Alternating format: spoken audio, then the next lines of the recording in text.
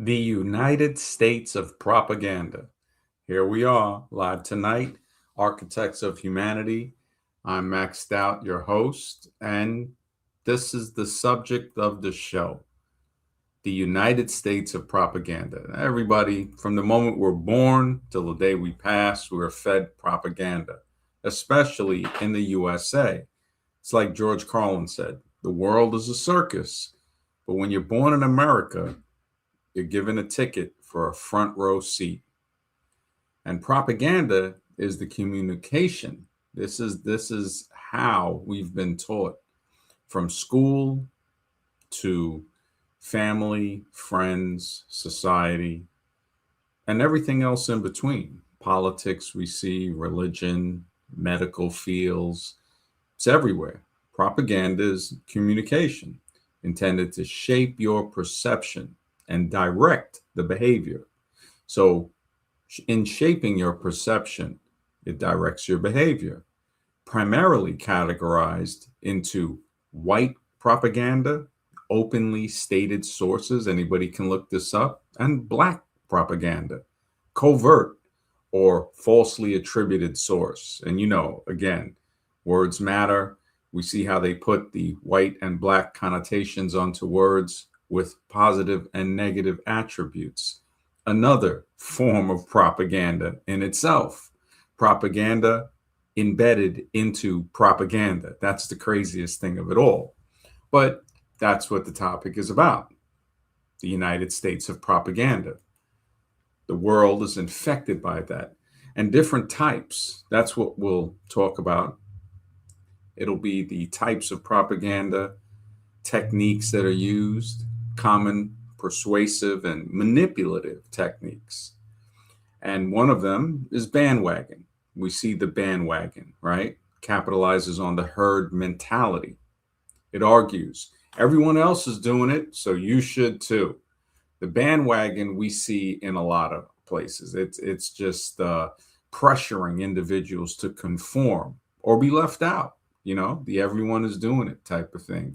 And again, the crowd, like Bonhoeffer stated so wisely, influences the stupidity of an individual because it is more sociological than psychological.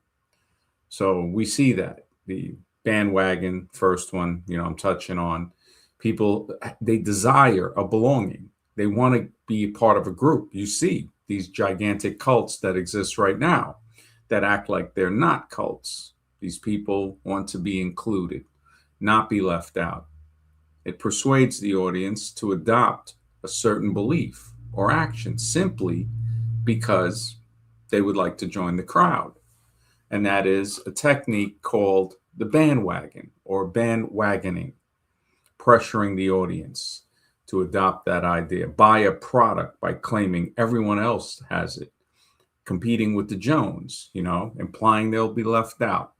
So bandwagoning is one type of propaganda. That's just one type. So, Cope Approach, good to see you, man. Yeah, man. Propaganda inception. It is, bro. It really is. Good to see you, man. So we have bandwagoning or bandwagon propaganda technique. Glittering the generalities. So we see the glittering of something general using emotional appeal, virtue words. Once you hear words like hope, honor, freedom to secure the approval without providing evidence, put your mental shields up. Remember, that's glittering. That's glittering the general premises of their propaganda. Those virtue words, very important. Freedom is one of the big ones, right? Natural, sustainable, right? A lot of them to make the audience approve, right, of the idea without analyzing the evidence. That's the thing. So we have that type of propaganda that is there. The after glittering generalities, we have bandwagoning, glittering generalities, name calling. That's another one where people use negative symbols, derogatory labels. We see that all the time. We see people trying to push that hard, especially when there's crimes and stuff. They bring that 13% type of thing. But then when you look at the the PDF file crimes, hey, 29%, you can always bring that in. 29, 30%, of these certain males are responsible for those PDF file crimes. And these name calling, these derogatory labels, if you really look at statistics, they melt away. We do have a crime problem in the United States, but mostly that's in politics. The regular citizen, or what I would call the audience, you're going to have that in there as a reflection of the politics. If what did Carlin say again? If you got ignorant leaders, you're going to have an ignorant population.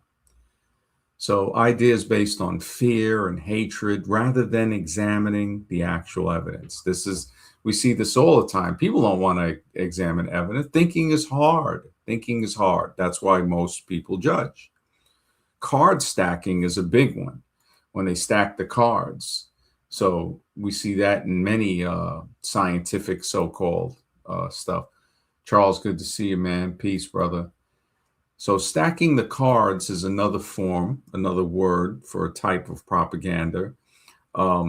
It stacks it to where, it selects the presentation of facts or outright falsehoods. You'll see that they'll stack lie after lie as well. That's a card stacking technique as well, to make their so-called argument look overwhelmingly strong, right?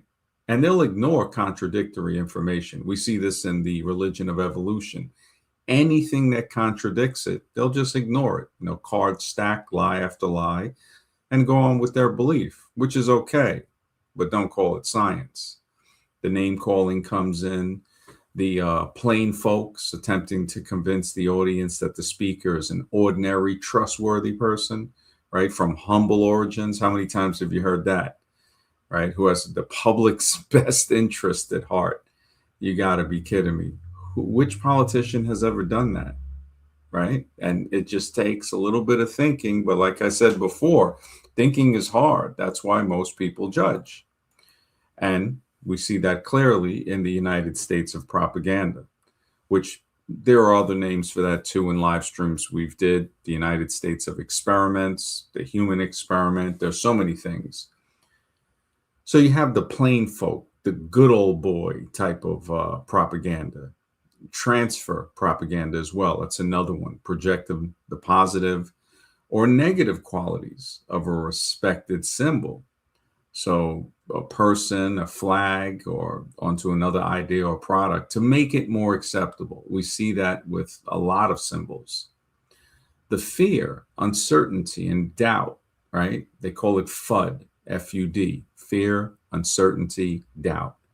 It manipulates public opinion by creating a sense of panic. And the news just spews that, what to be worried about, what to be afraid about, even the weather. We've seen the weather charts where it went from 80 degrees as sunny to now they give it this red overtone, scorching, danger type. There's no more lovely days. There's no more lovely days. Like, hey, it's going to be a beautiful day.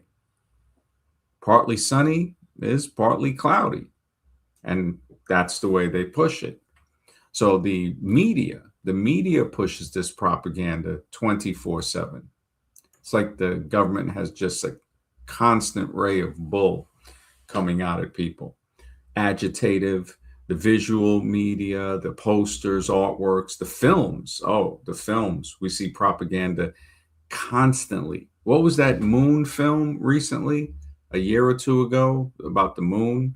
And then $90 billion that nobody really cares, that nobody's saying anything about the $90 billion for the fake moon mission, in my opinion.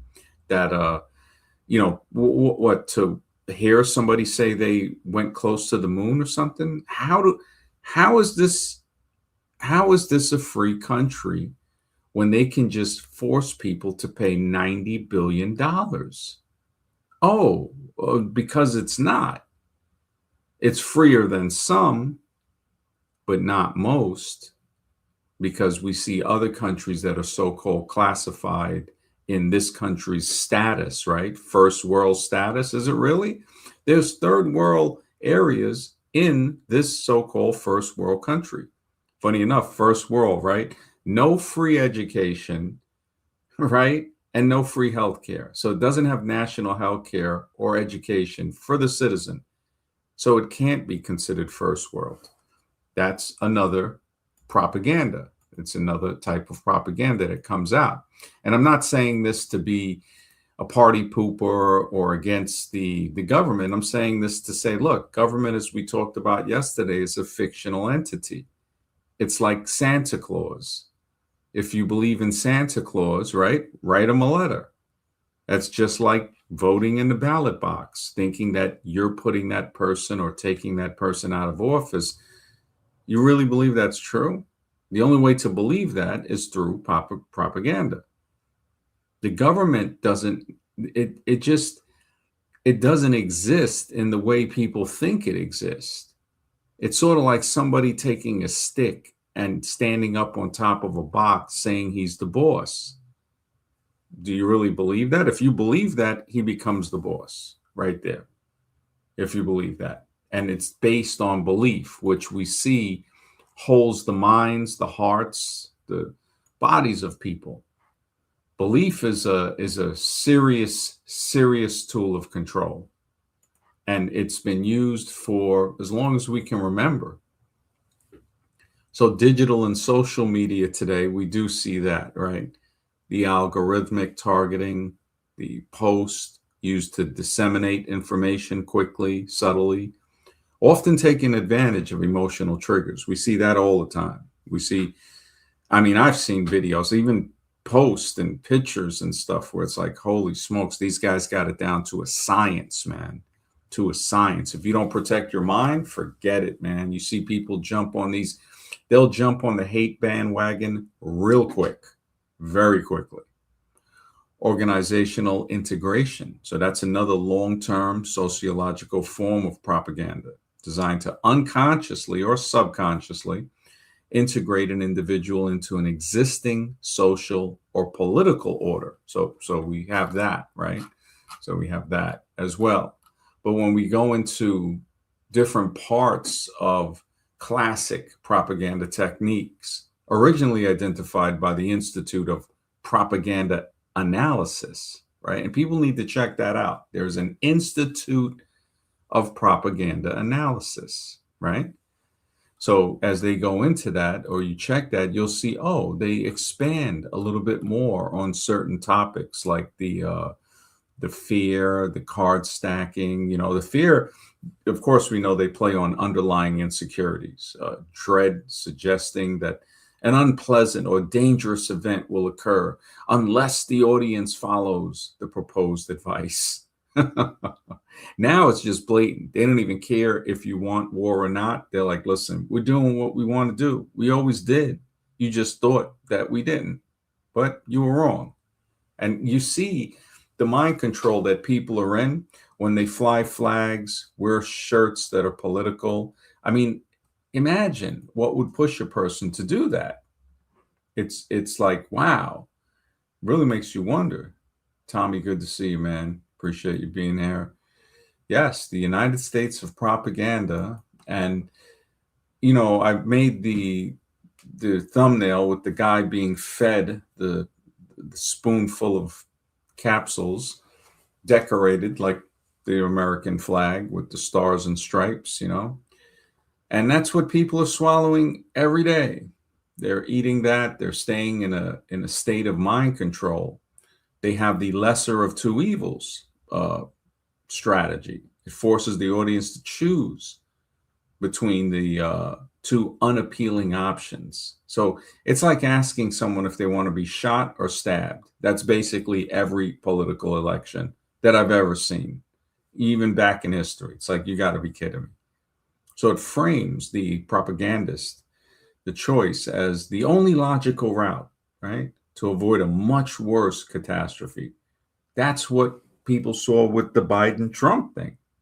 And then Kamala and all of that. I mean, what happened? It just keeps getting not better, not better.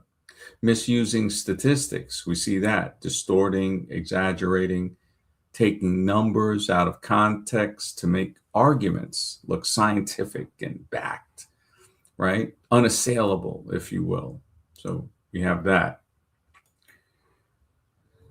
The name calling we see on different levels. Emotional appeals deliberately manipulates the audience, the feelings such as pity, joy, patriotism, especially, instead of appealing to logical reasoning. Logical reasoning is something that they don't want to appeal to. They want to make sure that you stop critically thinking. They'll load words. They'll select specific words with strong positive or negative connotations to influence the audience's attitude towards a subject. We see this happening constantly. So these just are just a few types, like we talked about the transfer type. So I say this so people can recognize them, hopefully, if they see it and say, hey, you know what? I think this is some propaganda is going on. And they market. Propaganda is marketed. It's demonstrated, right? Showing the product in action to prove how it works and how well it performs. When you see the massive groups of people that are out there with signs and you say, wow, if everybody would have worked together in silence, they might have accomplished a lot more. But the propaganda is marketed. They show the problem, highlight everyday thing, right? With the problems, the pain, and then point so people can relate to it. They say, look, this is what it is. They symbolize the problem using visual metaphors, animation. We've seen that, right? With the animation. It really makes you think about some of the stuff they put in these textbooks. It's like a cartoon, right? Telling you, well, this is real. Really? Well, why are you using a cartoon then? So exaggerated graphics to represent a problem rather than showing it literally. We see that. Contrasting things with the competition, compares the advertised product, side by side with the competitor, with the before and use, right? So the story, the benefit causes of the story, the testimonials to tell it, right? We see that. We see that with a lot of people now where the testimonials, people will go up and ask questions and they'll give their testimonial of why they believe the way they believe, why they have swallowed the propaganda, the pills, the poison, basically, of propaganda for their whole life, and why they think you should swallow it too. You're un-American. Again, it goes back to the name calling, the un-American thing. They like to do this. These are the zombies I'm talking about, which, of course, outnumber thinking people. So the testimonials, the satisfied customer, right? This is the best country in the world. I'm a satisfied customer, man. It's a great place to live when you look at the comparisons in certain countries. But then when you try to say it's civilized, like I said, is it civilized? Is it civilization, or is it a cult of death? Well, everything that it does adds up with a cult of death. The fact that you got third world areas in a so-called first world country, I would say, like, definitively, it's really a second world country. Hopefully they start to give people free healthcare, free education. I mean, why wouldn't they give somebody free education? You want people to be smarter, right? Oh, we're in America. I forgot, man. This takes the cake for stupidity. It takes the cake. I mean, no matter what they say about other countries and continents of people, because you notice they don't go by African countries. It's just a continent, right? Surprised people even know the definition of a continent, because if they did, they would realize that Europe is not a continent. It's Western Asia. It's a part of a big continent called Asia, and is the western part that could be classified as Europe, but not as a separate continent. Just the way India is not a subcontinent. It's connected. It's connected to Asia. It's one continuous part. Continuity, continent, right? Togetherness. But Propaganda splits the mind into parts that aren't going to be thinking logically, and they'll say, yeah, no, there's 7 continents. Really? Prove that to me. Tell me what the definition of a continent is first. So the propaganda for these so-called reclassifications of the world, that's a serious thing that needs to be taken into account, like we spoke about last night. People should be able to at least think in their mind and figure out a picture of where countries are on a certain continent. Like the one big continent we're on, America, which is separated into 3 parts, North, Central, and South America. It's all America, just the way Asia is Western, Eastern, and Middle, because it goes from east to west more than north to south. Africa would be North, Central, and Southern, not Sub-Saharan. We see that that's propaganda again, just like calling India a subcontinent, which does not make sense scientifically. Retro, good to see you, brother. Always a pleasure, man.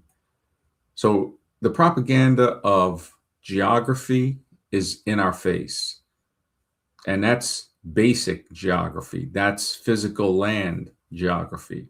Then you got political geography, which is really just ridiculous. They won't consider some places a country, but then they'll consider other places that. We see parts throughout Middle Asia like that. You see these names of places and you say, well, wait a minute, why isn't this considered? Oh, okay. So there's something behind the scene that's telling me what it is. So again, propaganda, again. And they'll associate user imagery, showcase, things and say, hey, this is what it is. And, I don't totally agree with a lot of these alternative theories that people have, but I'm glad that people are trying to think their way out of the stuff we've been told to believe. So you get credit just for that. But you got to check what you're thinking about.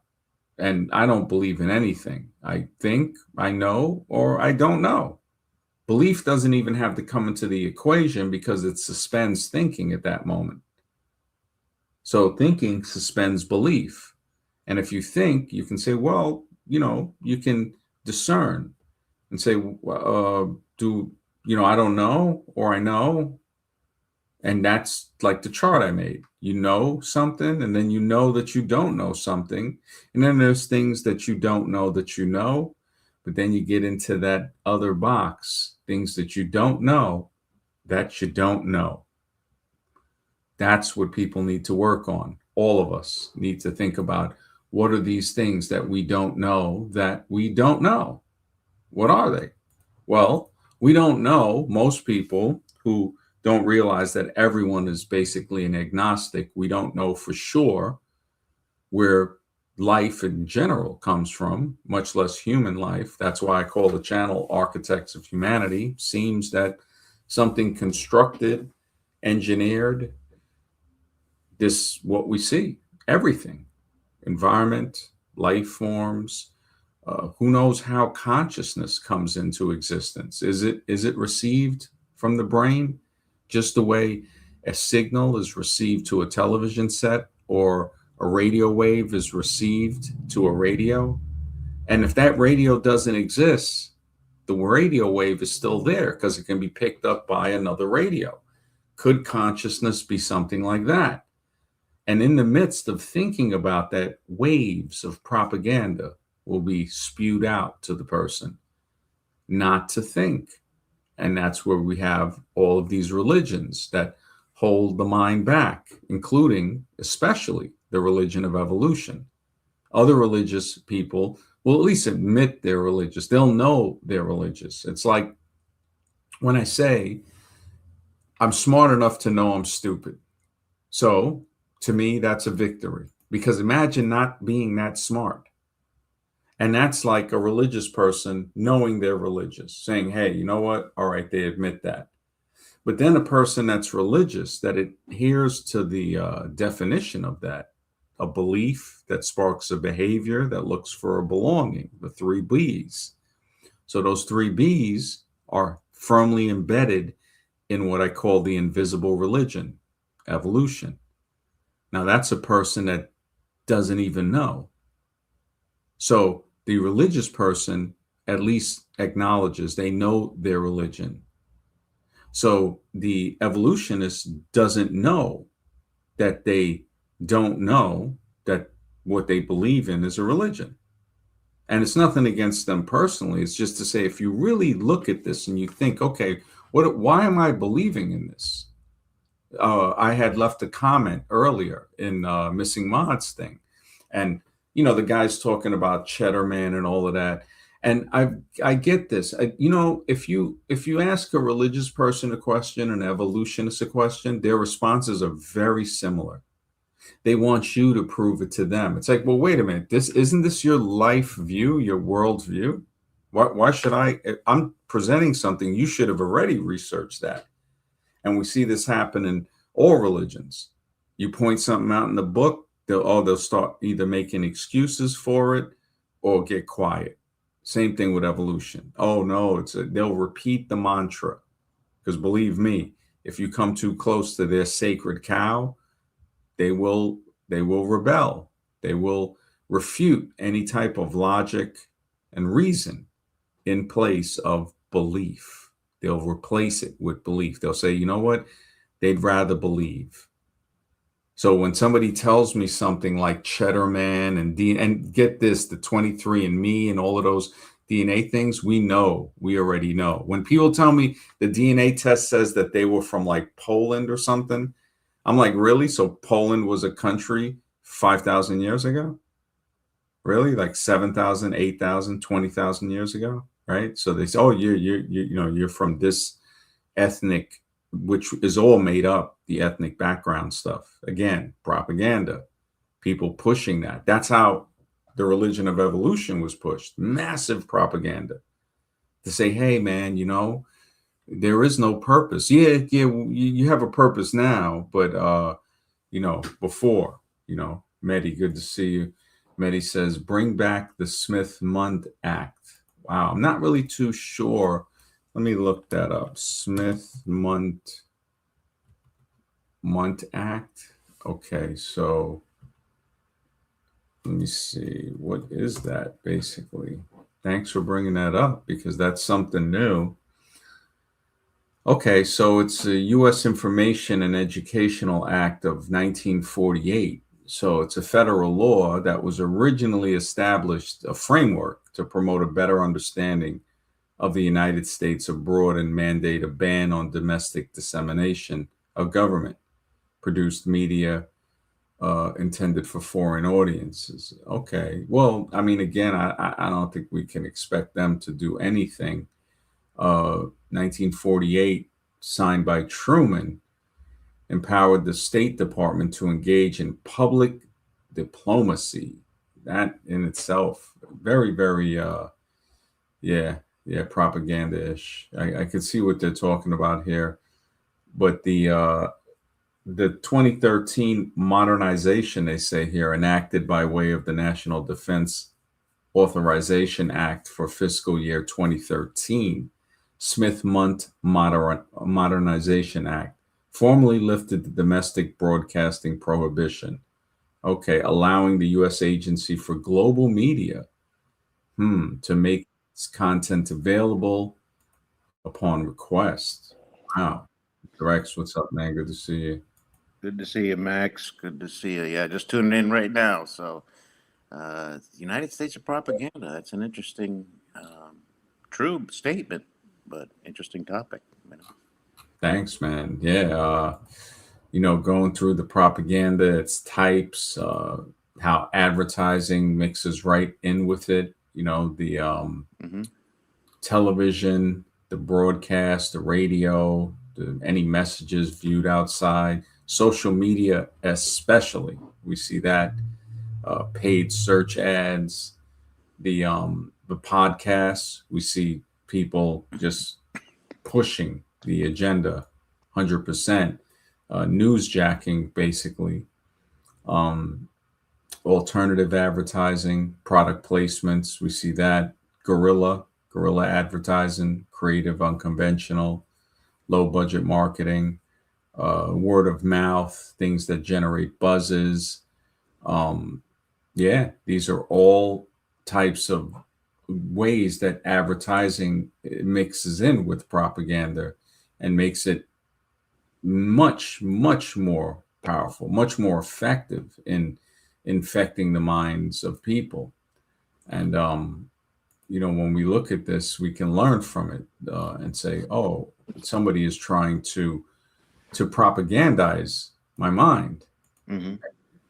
Yeah. So this is when you can detect it. It's kind of like when we see people that like the man that came on, and he seemed like a cool guy, but he found a religion that he feels comfortable with, and that's cool. I Right. think that's cool, but he can't really. We're advanced to a point to where when somebody comes in with that, we are the familiarity of it has us being able to detect it because we're familiar with some of the propaganda techniques, and we say, well, that don't really sound too right. Sounds like your belief, Mm-hmm. and that's okay if you maintain it as a belief and not the truth, which some people Sure. easily they'll mistake Sure. I that. mean, whenever they bring up end of times and this and that, it's like, wait a minute. As a person of faith myself, that's not what it's about. Unfortunately, not unfortunately, but the reality is being of faith and believing in a what we call a God is actually more about everyday life routines, if anything else. It's not meant to be a show. It's not meant to be exciting. That's not what it's about at all. So when I do hear that from somebody else who believes in faith and believes in God, but then they want to start out with the end of the world and when is it coming and this, it's like time out, man. And no, this isn't what Mhm. it's about. They're on the. It's kind of like Ken Hovind saying, yeah, "Let me save you." It's like, no, that's not what it's about either. That's not your place to save anybody.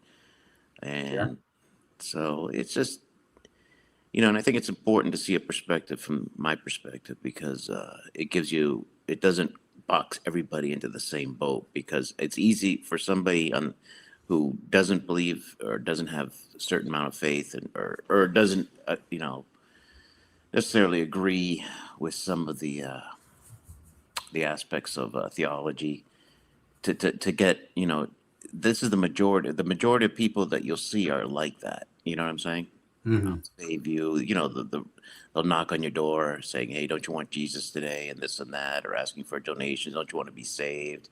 And it's unfortunate, but that's the impression that most people are going to get, and it's a very negative impression, and it's also not the correct one you know Yeah, yeah. It's if people would just practice their religion without speaking about it, hmm it would give you would see because actions don't lie.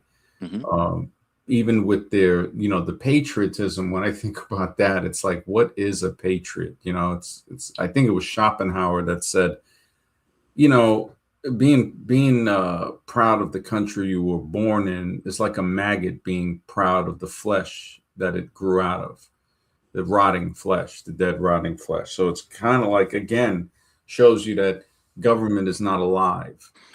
Government is a myth in the minds of people, and that's what keeps it alive. Just like Santa Claus and Easter Bunny and stuff like that. It's like, really, it's like, hmm so the Easter Bunny's going to take care of Easter, right? And the Santa Claus is going to take care of Christmas, just the way the government is going to take care of you.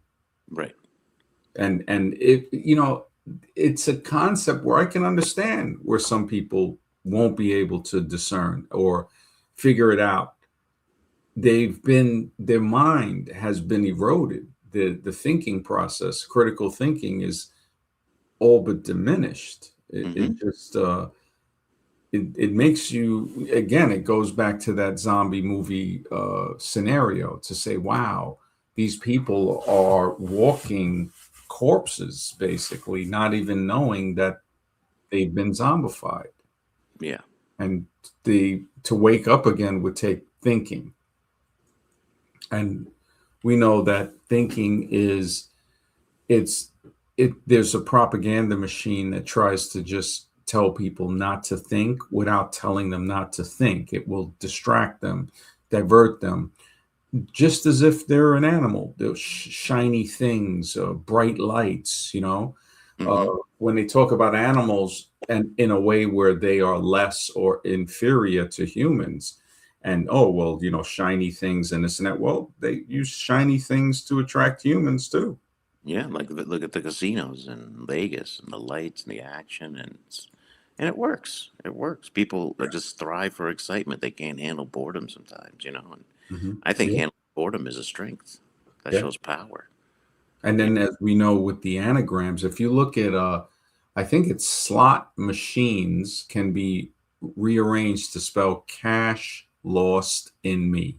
yeah, that's right. That's If right. I mean, how do you even get that slot machines will be, you know, oh my goodness, it's like that's just beyond any type of chance.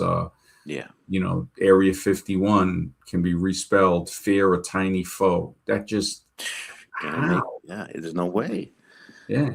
There's no way. It's yeah. It's an Hmm. important topic because it's all around us. That's Hmm. called opening your eyes to things. You're right there, Yeah. looking at the anagrams. Hmm. The world isn't what it seems.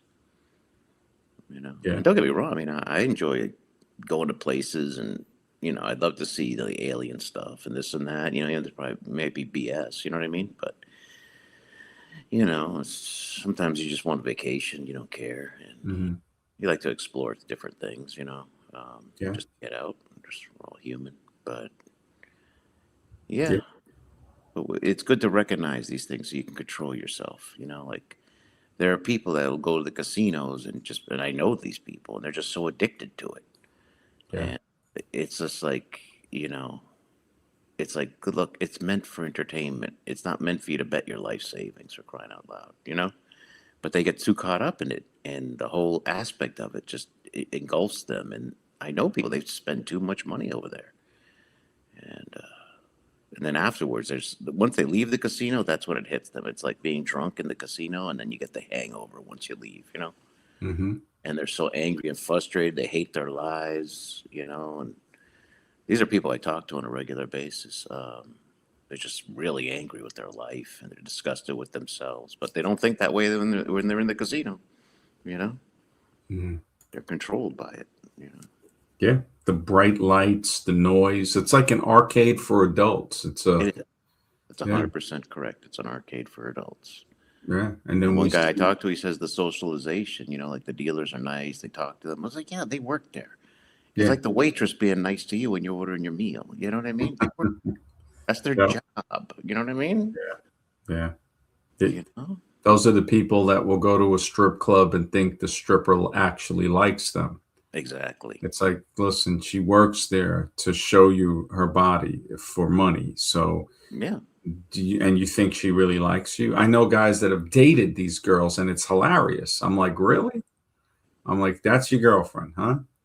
And it just, And I have man, no issue with that, honestly. I don't have an issue with that.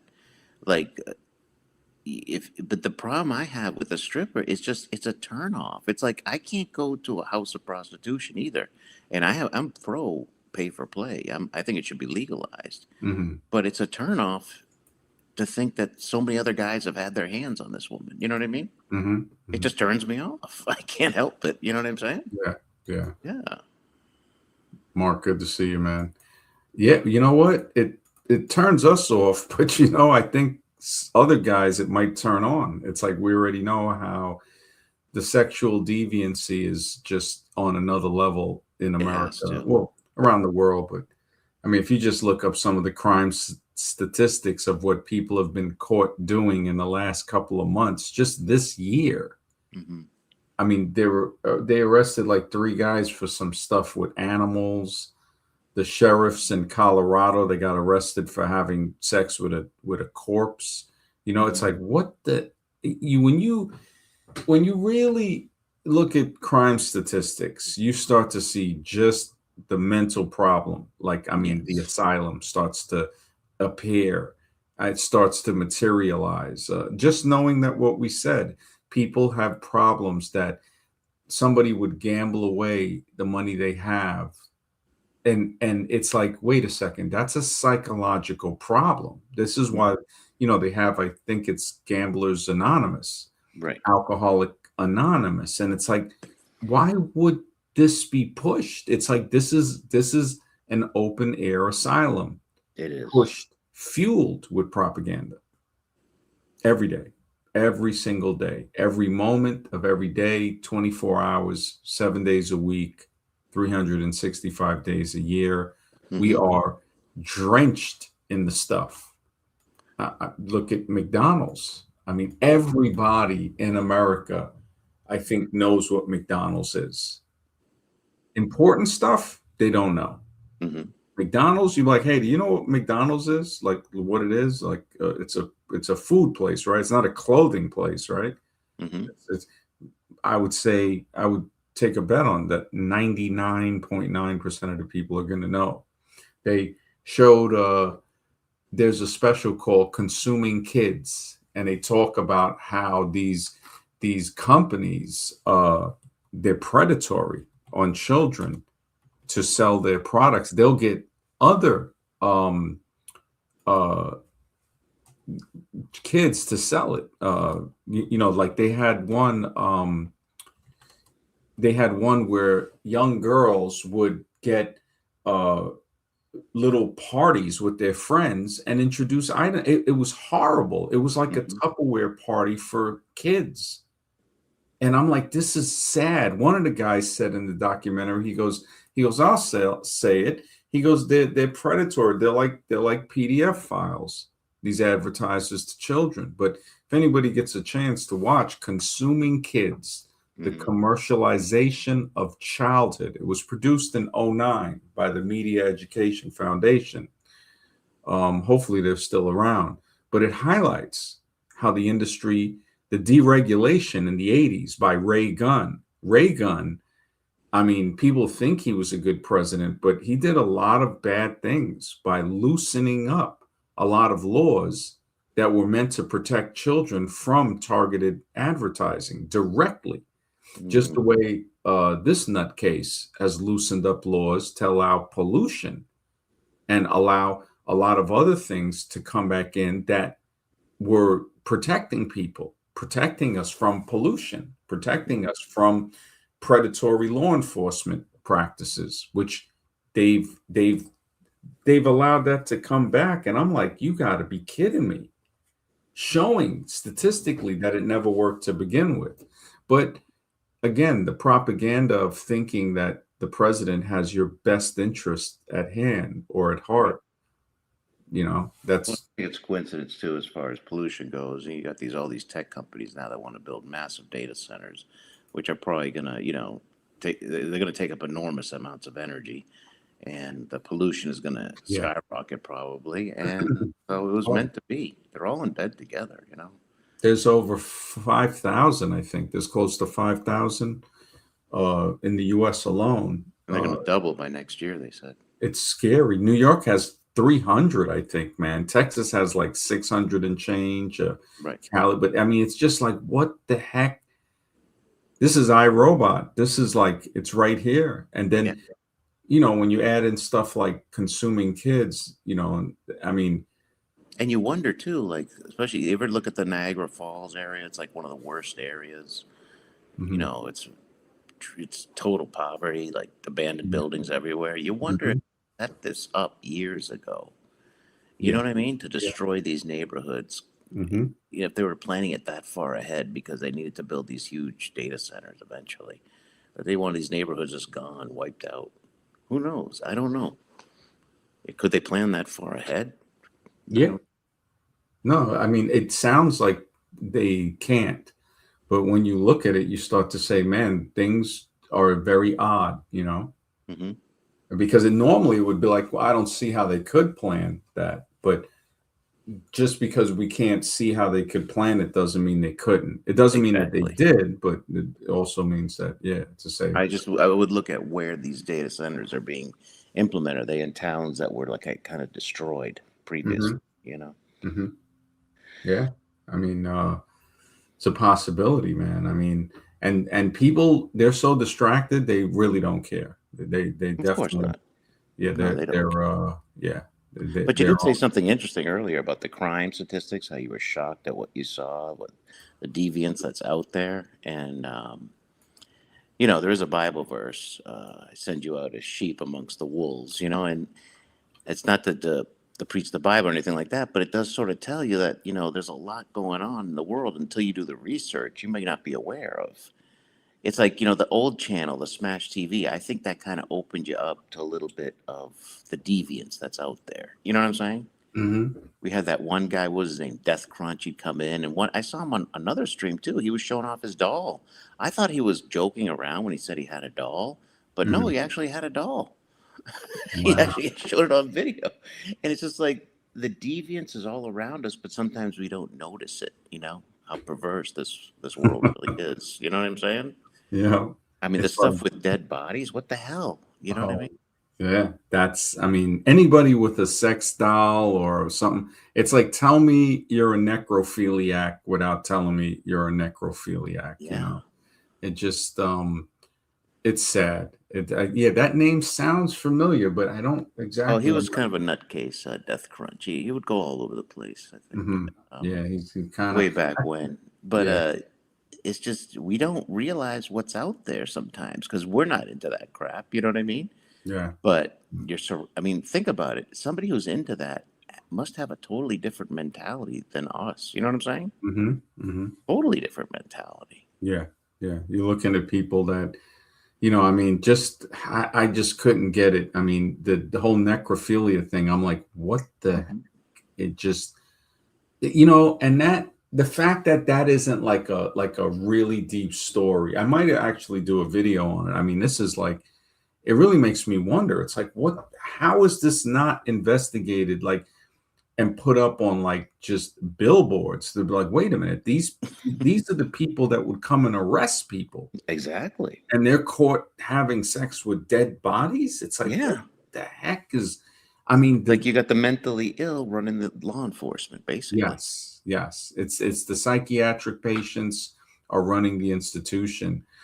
Timbo says, we get ads about data centers in Illinois. They provide jobs. Wow, blatantly trying to make us think they're great.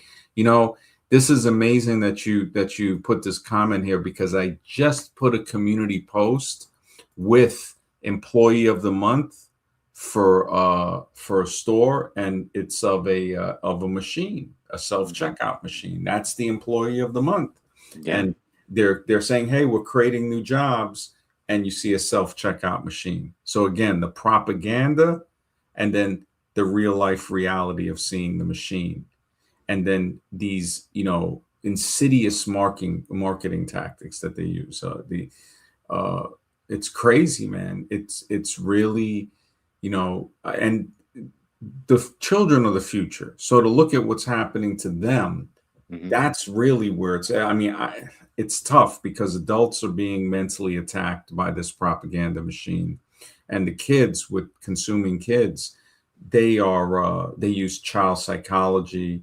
neuroscience to create brand loyalty, and that neuroscience that was used is still affecting us in our adult years. As we get older as an adult, we don't realize the damage that it has done. And they're doing this to increasingly younger ages, sometimes as young as 1 or 2 years old. So when, I don't know if you can find consuming kids for free, but if you got kids or something, it's really worth watching. It's worth watching regardless if you have children, because it might help you break the programming. You might realize, like, wow, they used that tactic on me. And this is why there's still, people are still in a state of childhood. Like, hey, I'm a nostalgic person. I love thinking back to the decades beforehand, Sure. Me but I'm too. not sitting here collecting Legos. I'm not, playing with Star Wars dolls and stuff like that. And when I look at that, you get pushed and pulled into different parts to say, well, I don't want to, like, I don't want to like come down too hard, but then I'm like, bro, you're a full grown man. Why are you collecting dolls? You know, why? And then they're in the package and all of it, and you're telling me it really shows a lot. I mean, when you see just cosplay alone, it's nice to have certain events. Oh, yeah, people like this stuff. But when you see people dressing up as these characters and people going there to take Grown pictures of them, adults. I'm Yeah. not trying to rain on everybody's parade, but I mean, that's just another branch of the psychiatric ward. Yeah. And people might say, "Oh man, you know, you're being a." I mean, you got guys that go to like porn star events. Oh And yeah, take, AVN awards. I've I'm seen like, what?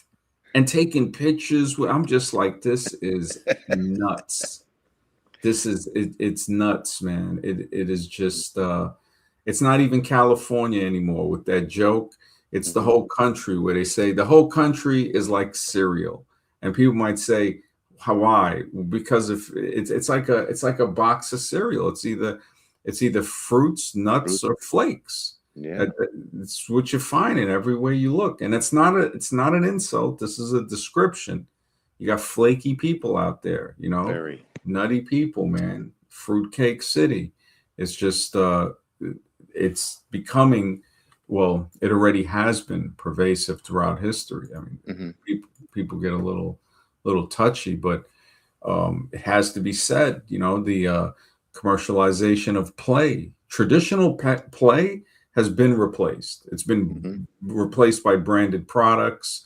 Uh, there's no more childhood imagination from, like, in the documentary Consuming Kids. They made a good point. They said, when you're a kid, you didn't need a Harry Potter wand. Yeah. A stick, a regular stick with your imagination became the wand. Hmm. you know uh but no, you got to have the Harry Potter wand. You got to have this piece of plastic that, again, like government, they have to put this magical spell over somebody's mind, this propaganda, to believe that, hey, this one is better. It's kind of like that lady that she did a series called Post Traumatic Slave Syndrome, or slave disorder, or something.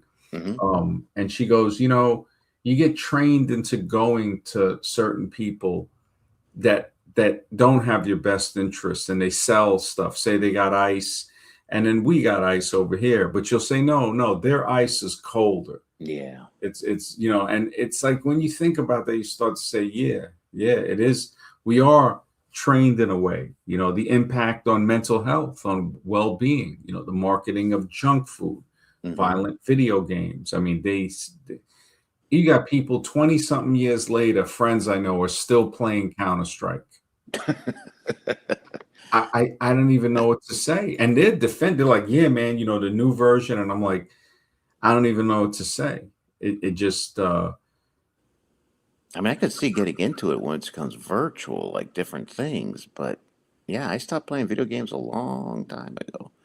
I even same. tried, I went back one time to play it, but it's like I can't really get into this anymore. Yeah, Like when I yeah, was a I kid, you know can't. what I mean? Yeah, there's no satisfaction coming from that anymore. I don't even think there ever was. I think it was a hollow void within myself that I was trying to fill, that couldn't be filled. Hmm. I loved video games as a kid. I mean, that was digital crack. It Video was. games, straight digital crack, man. And I still love them. It's just, after making them, you start to look at them in a different way. Just like movies, you start to, if you produce stuff, you write books, you start to say, okay, I'm seeing a Hmm. whole different thing. Yeah, the music, exactly.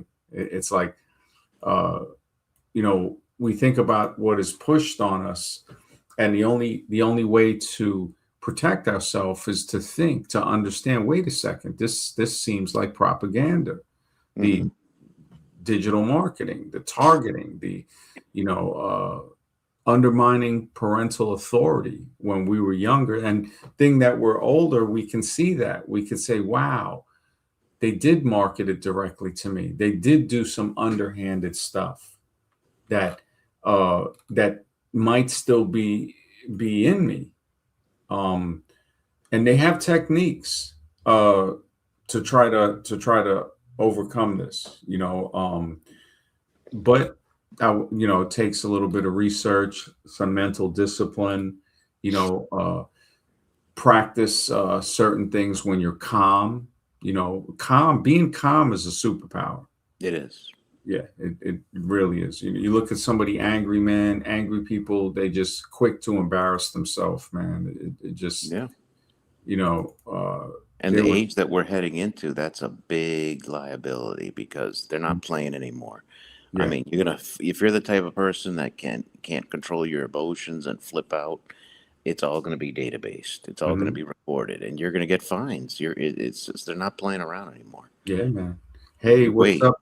I think this is the Machine Lies. Yeah. What's going on, Yeah, brother? Good to see you, man. yeah, I think I got like a mic malfunction here. Just give me 1 second. Let me Okay. come back into the studio. Yeah, yeah. Sounds good though, but yeah. yeah, a big part of this too, like when you went on that evolution show, and not the evolution show where you debated evolutionists, they accused of being a Bible thumper. You know what I mean? Mm-hmm. It's just Mm-hmm. like this is the consequences of not seeking the truth. You start misinterpreting. You don't even know who you're talking to. Yeah. You think somebody's one way because you're living in a delusion, and they're not. Mm-hmm. And that just doesn't apply to that aspect. It applies to a million other aspects. I mean, you might think somebody is something else, and they might be totally lunatic, and you won't even recognize it. You know Mm-hmm. what I'm saying? Yeah, yeah, Yeah, it's true. it really Uh, is. Machine Lies, what's up, bro? What's going on? Yeah, blessings. Yeah, how's it Bless. going, everyone? Hey, Yeah. how you doing, Machine Lies? Anything on your mind? Topic? Some of the Oh stuff. yeah, definitely. Yeah, Mm-hmm. definitely. I see you're doing a show on propaganda. So yeah, definitely. I think there's lots of important avenues there.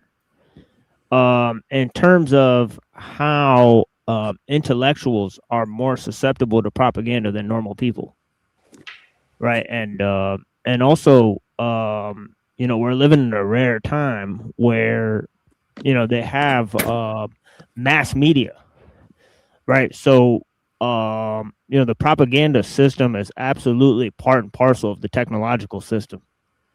So that's something that, like, it could only really have the potency and the a sort of effect and the ability to carry out these functions, right, with the modern scale of technology.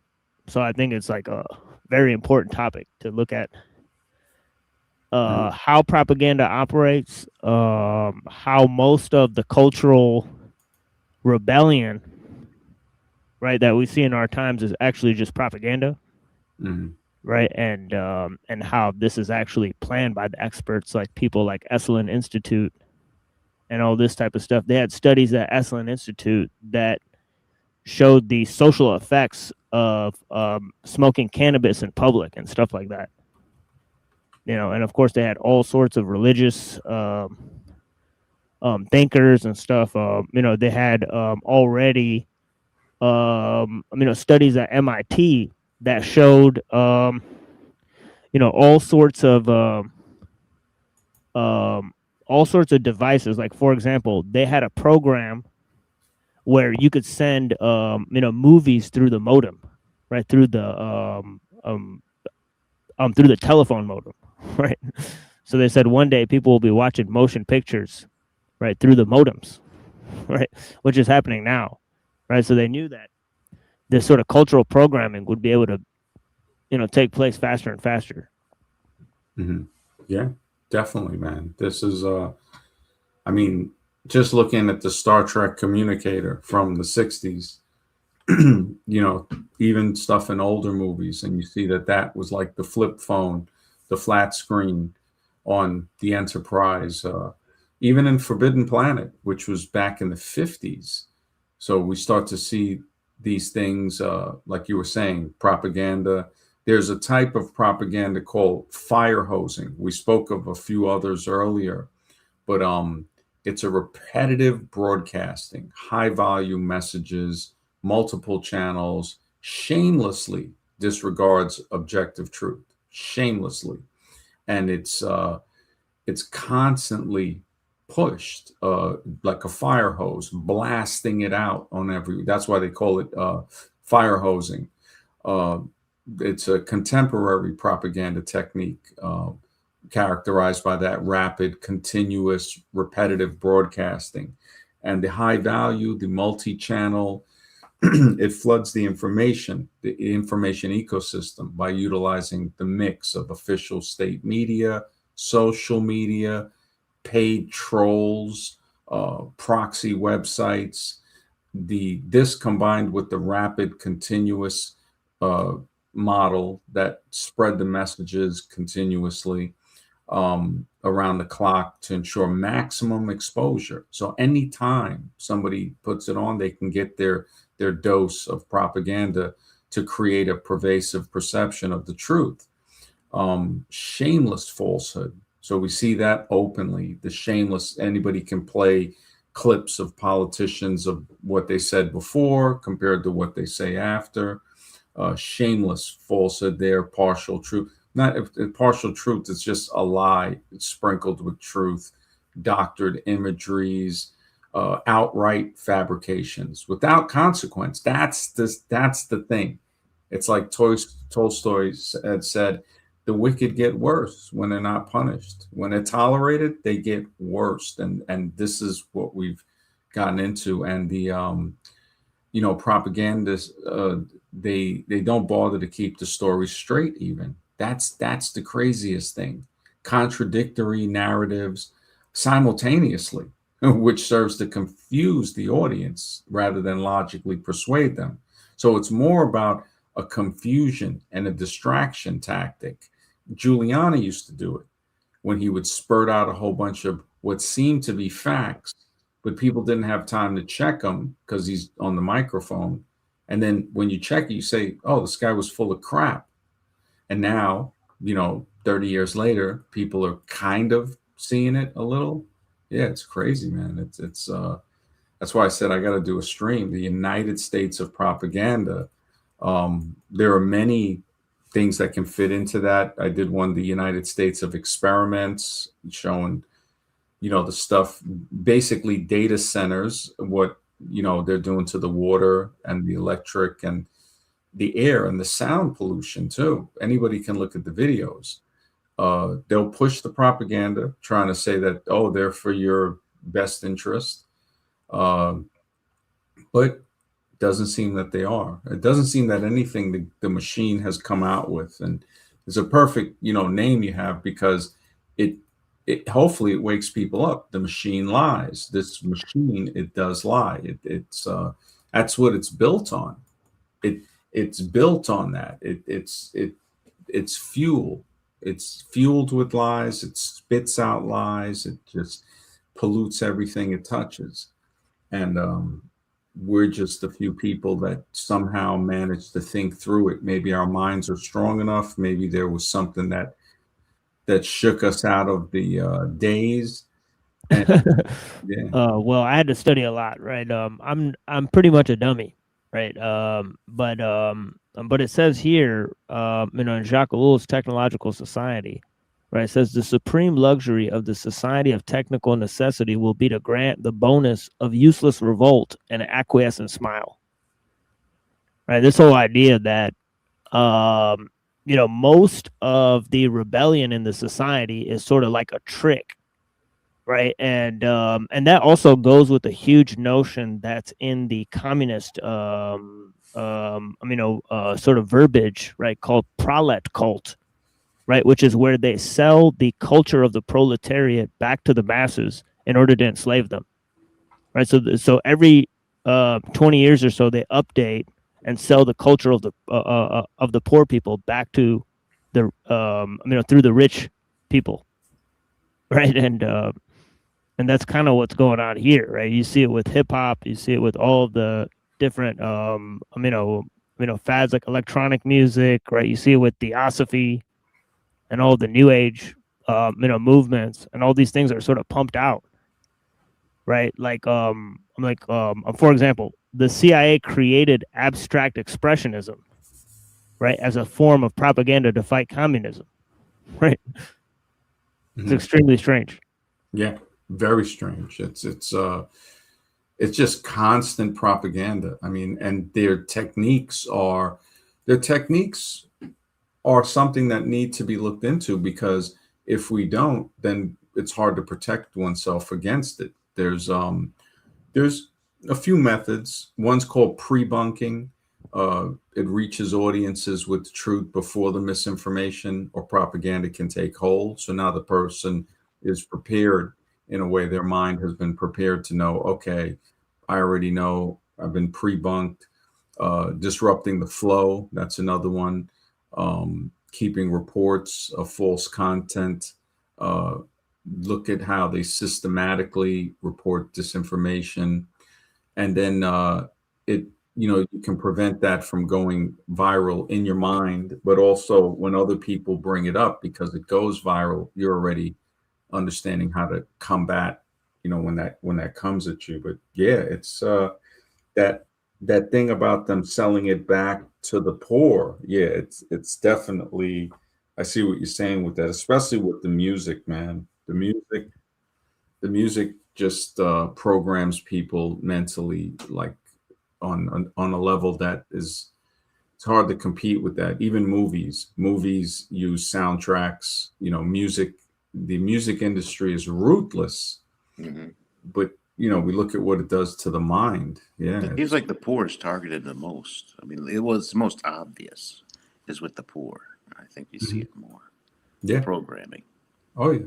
Yeah. Look, I mean, you think about with rap music and what it does to the mind of people that listen Hmm. to it. And I've listened to it. I grew up with the whole creation of it, and thought it was, amazing, magical. You get in a stupor, you get dazed and Can I confused. pose a question to you, MD? Hmm. Let's just say, let's just imagine a world where rap didn't take off in certain communities. Let's say it was classical music. Let's take rap out and replace it with classical music. Do you think the prison population would be what it is today if that were the case? No, I don't think it would be where it's at. They would. It could still have a lot of people incarcerated because we live in a very unjust criminal society. Sure. And I'm speaking of government being the criminals. So it's like when Nixon started the war on drugs, that's when the shift happened, Hmm. with prison population growing dramatically. The charts are there. And we look at that and we say, I've never heard people list, like, you have people that want to be classical musicians, but people that listen to classical, like I listen to some classical. I'm not trying to be a classical musician, but when you look at pop, rock, and rap, they have an infective component to them that makes the listener like dive right into Fantasy Island. Yeah. And then you see the kid getting the drum set or the guitar, or the rap does it even worse. They don't even need to get anything like that. They just start writing, and they start writing things about, again, just ridiculous Well, notions. it's kind of funny. Like it's kind of like the stages. Like of the move from democracy to tyranny, right? Like in Plato's Republic or something. Because it literally, and this is a huge example of what I'm talking about with the prolet cult, right? Where they first create a degenerate culture, right, of the nightlife, right, Mhm. and then that creates the street culture, right, of the people who sell the drugs, and then they try to marry the street culture to the prison culture, right? Mhm. So and then they sell the prison culture back to the people that live on the street, right? And this is a huge thing that happened. Hmm. In terms of and this is also what Professor Griff talked about, right? Where they created the street culture and that got people into the prisons, and then they sold them the prison lifestyle and the music, Yeah. Mhm. where it's like, to even degrade them even more. So it's like, first you have the nightlife, the disco clubs, right? Where, of course, the drug dealers are the top people in the club, right? Mhm. Because they run the party in a certain way, right? And then, so then the songs become about the drug dealers themselves, right? And their Yeah. lifestyle, right? And then it becomes about people going to jail and shooting people because that's what comes of being a drug dealer, basically, right? So it's like, Yeah. I guess I was just using the classical music as an example of the power of its influence.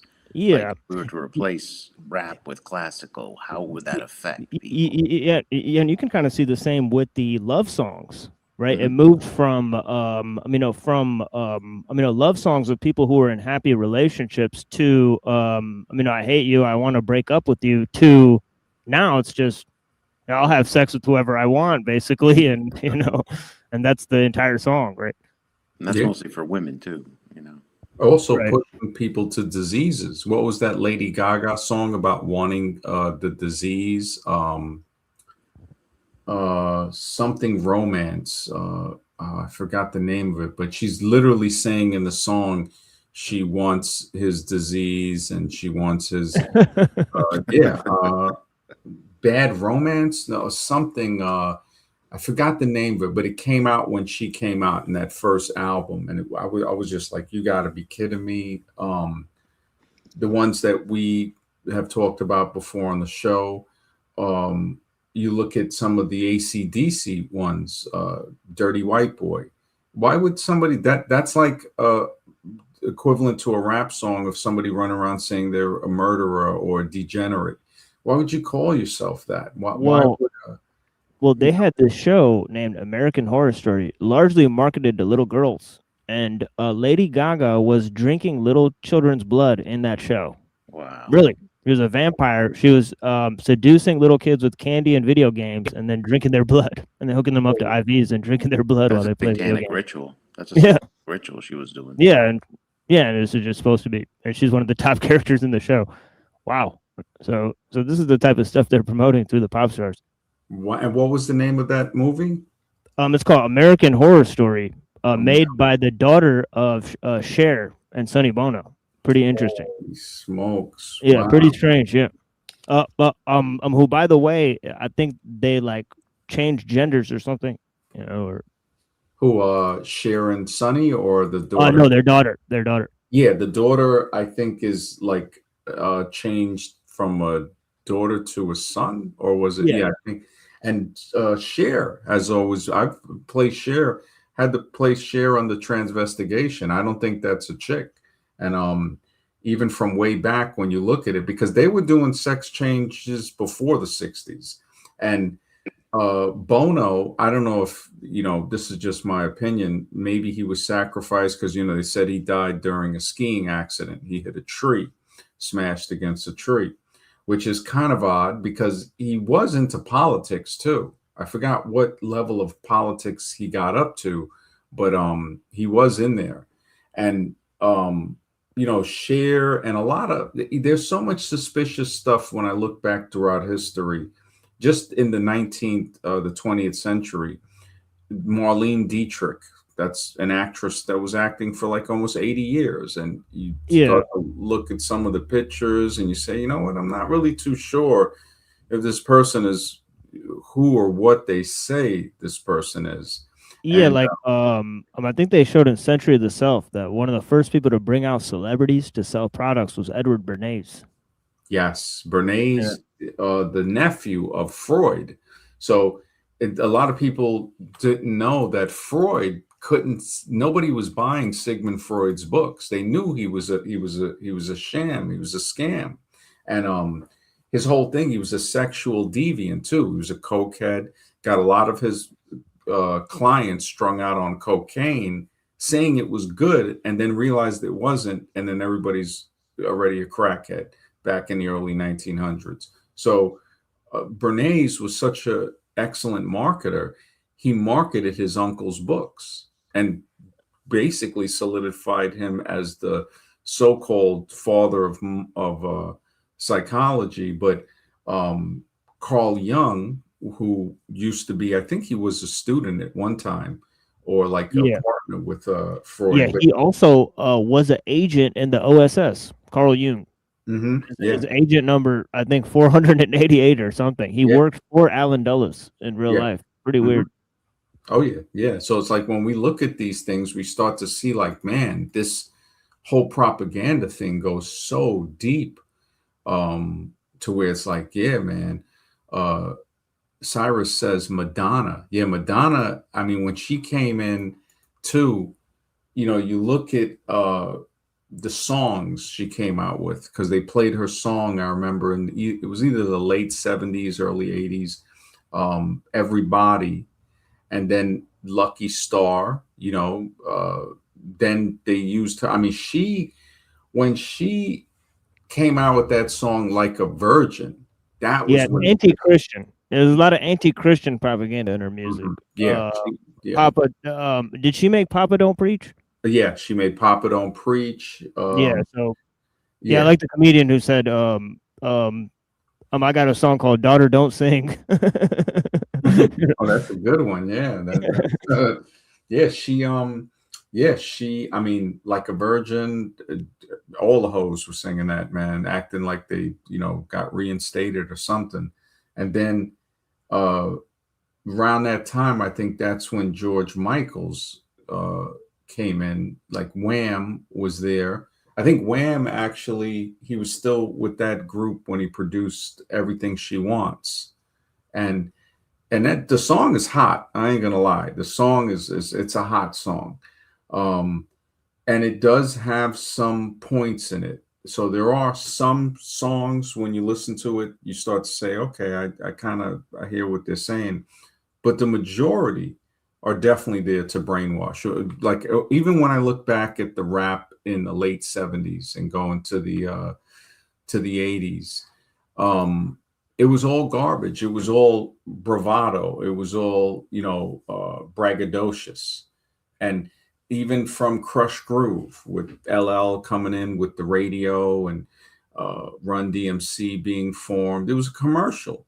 It was a commercial because rap had the ability to do something that rock couldn't. It crossed over. So rock didn't cross over deep into the black communities. In the early days, it crossed, but not too deep because you still had rhythm and blues.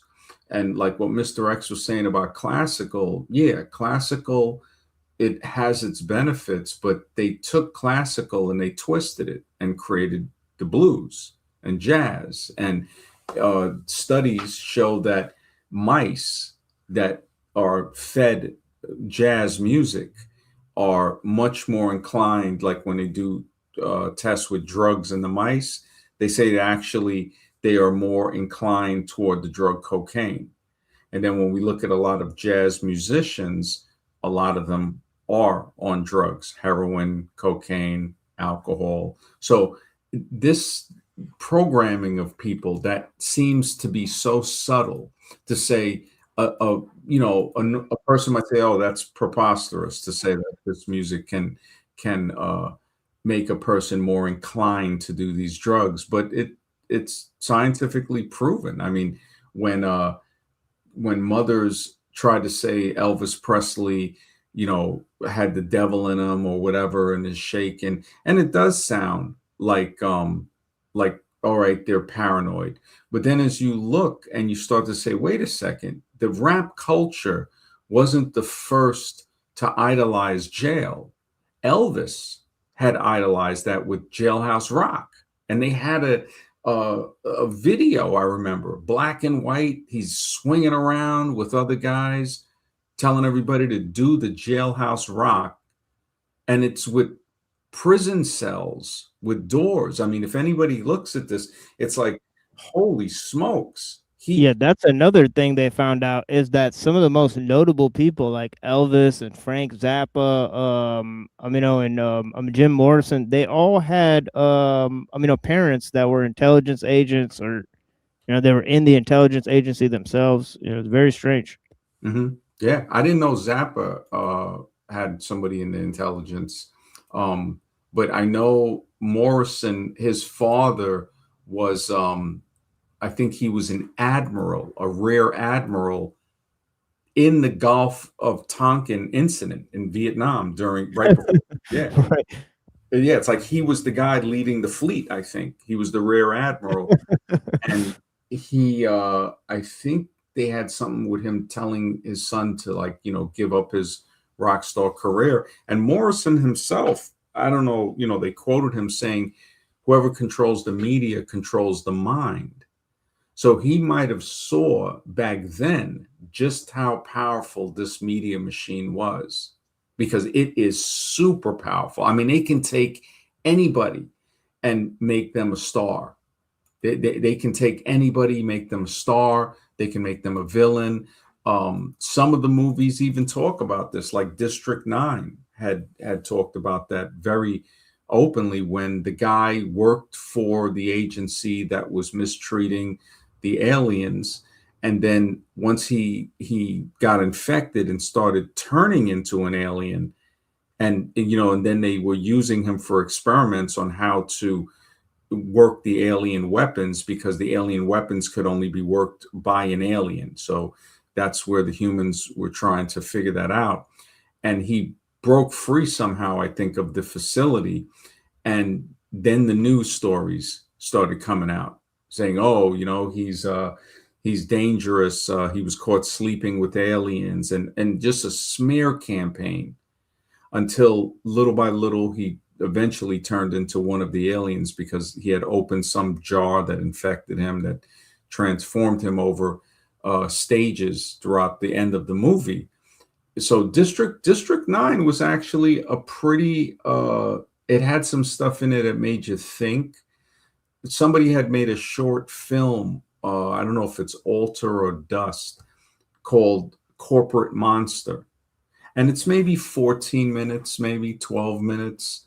And it it's deep, because it shows the guy, he's taking these prescribed pharmaceuticals, and the doctor, I think the doctor either got imprisoned or something happened.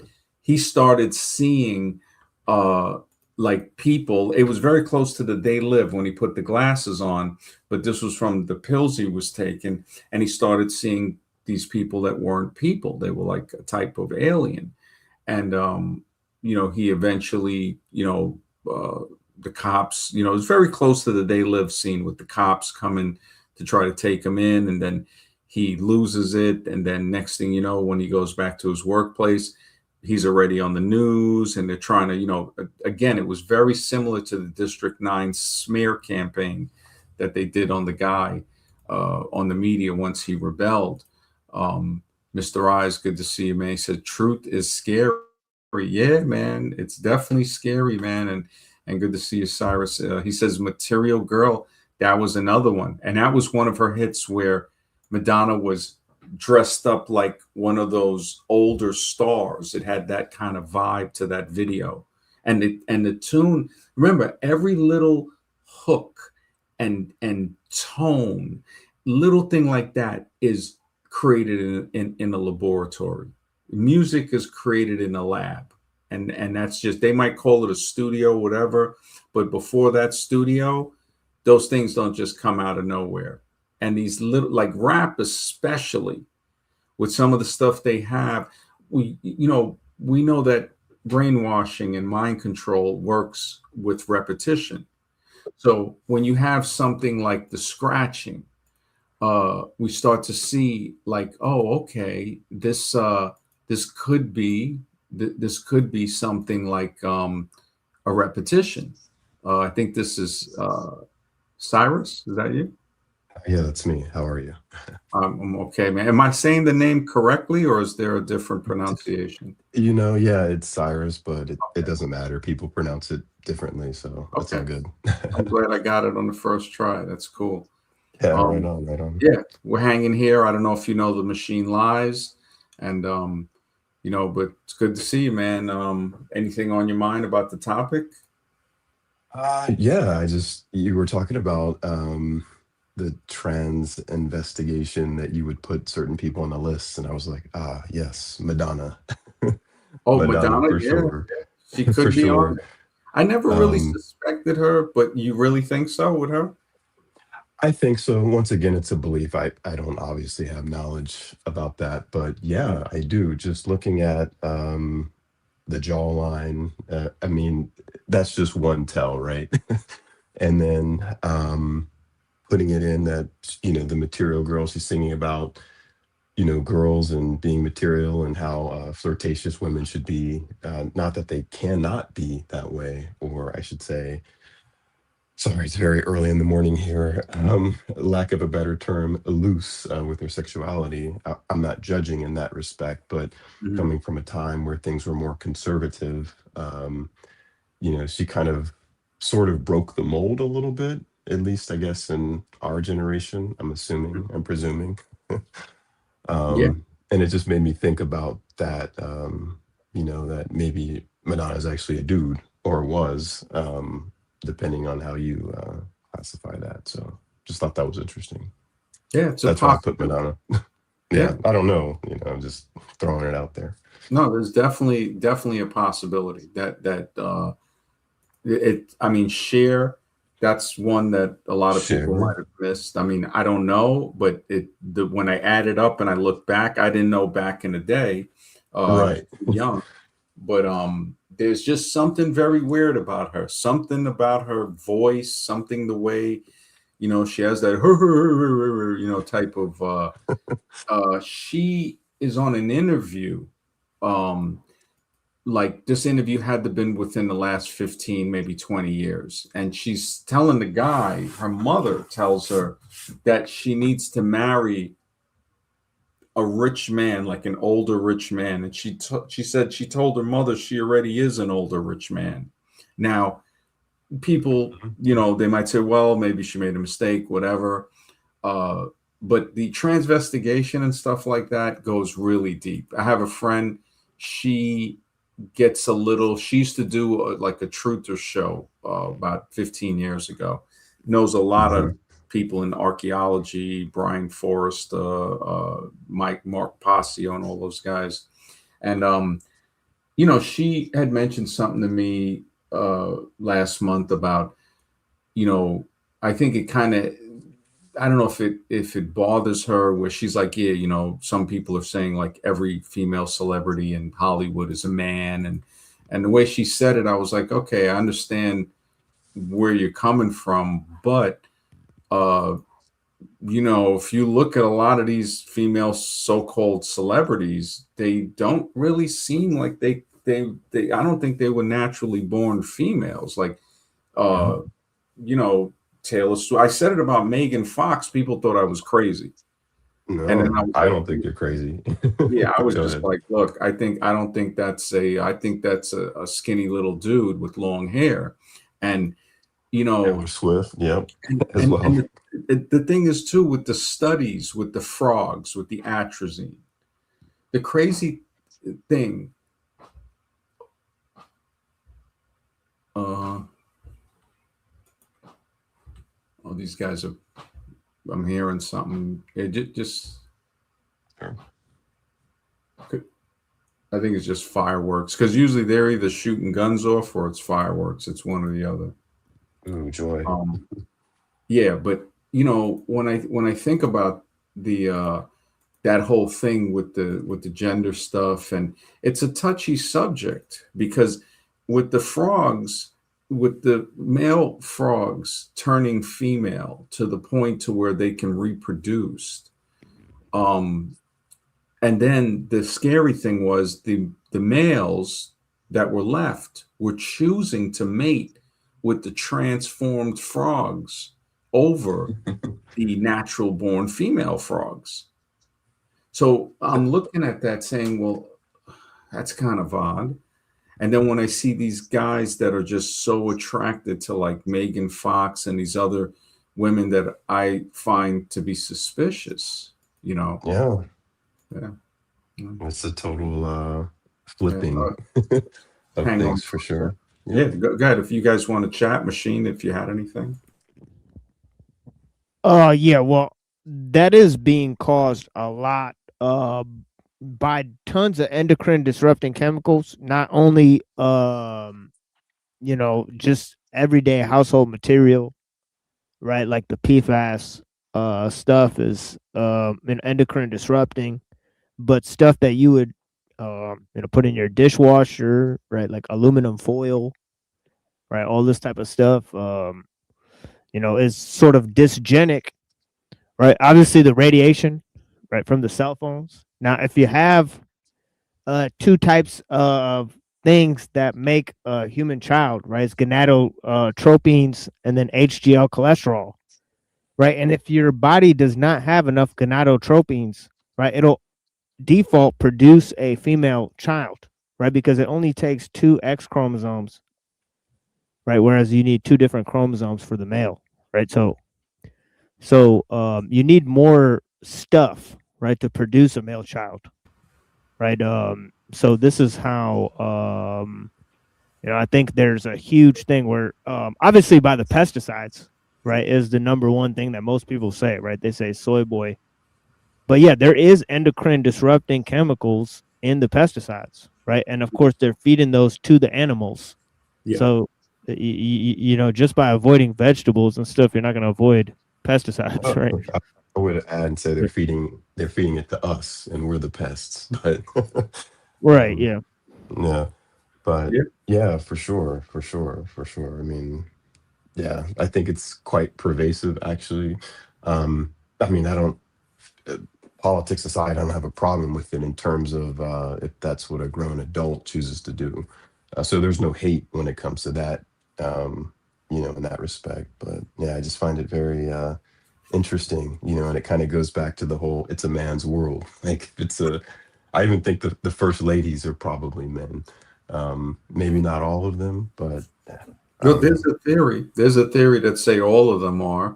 Yeah. Um, Yeah. yeah, Yeah, going back to like of the royal families because it's Mhm. incest and stuff. Hmm. So Yeah, there was a good video that Mr. E had out a few years ago called "The Tranny Kings of Europe," and it had some shocking photos. If you look at the Queen of Denmark, anybody can look it up. These older photos from the turn of the 19th to 20th centuries. Uh, these are dudes posing as queens of like Netherlands and stuff like that. It goes back pretty far. I mean, it goes back pretty far. It goes into a place that is almost unbelievable. But like we see, okay, they're spraying all of the corn with the atrazine. If anybody pulls out, I used to show it on here, the atrazine chart for America. And you would see all of the places that it's sprayed throughout the country. And then the next map was showing where it still lingers in the water system, which was even more widespread than where they sprayed it. So we have that.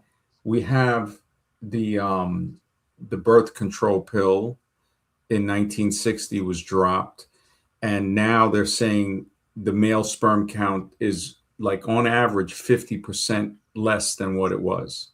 So about 10, 15 years ago it was 60% and now it's 50%. And it seems like they're just whatever they're doing is diminishing that. So the sperm motility has been reduced dramatically. Estrogen is all throughout the waterways. The sewage filtration plants don't filter it out. They don't have the proper filtration. The EPA has lost funding due to recent laws that were passed. So now they don't even have the funding to get it out of the water.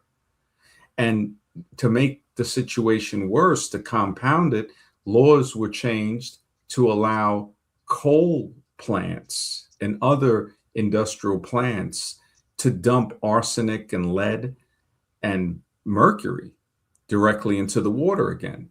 I mean, when I look at what's happening uh, just with the last 2 years of the puppet that's in office, it's like on steroids. I mean, some of the stuff, I'm surprised people, and I've said it before, I mean, it just reminds me of the Nazi cabinet from like when you look at the old pictures or they constantly feed them to us of Hitler and his gang uh, of basically closet monsters. I mean, Mr. X came out with a very good uh, thing that he told me about. This guy wrote a book called The Pink Swastika, showing how all of those guys in the Third Reich were all in the closet. These were a group, and in his opinion, who wrote the book. And I would even say, like, you know what? It makes total sense to me.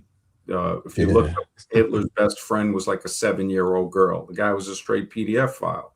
Same thing like the person who's in the Oval Office now. And every person before him probably. I don't have proof of that, but I mean, how many pictures do you got to see with this guy to just say, well, I'm not shocked. I'm definitely not shocked because I wouldn't expect nothing less from monsters like this. And you know, if you go back, I mean, when any of the women he's been with don't look like women to me. I mean, you look fast forward, like imagine 20 years ago and you say, hey, you know what? I'm going to predict something and I'm going to see if it comes true. In 20 years, the president, the person sitting in the presidency, is going to be a PDF file married to a hooker. And that's basically somebody that they could say what they want to say, but that's what it looks like.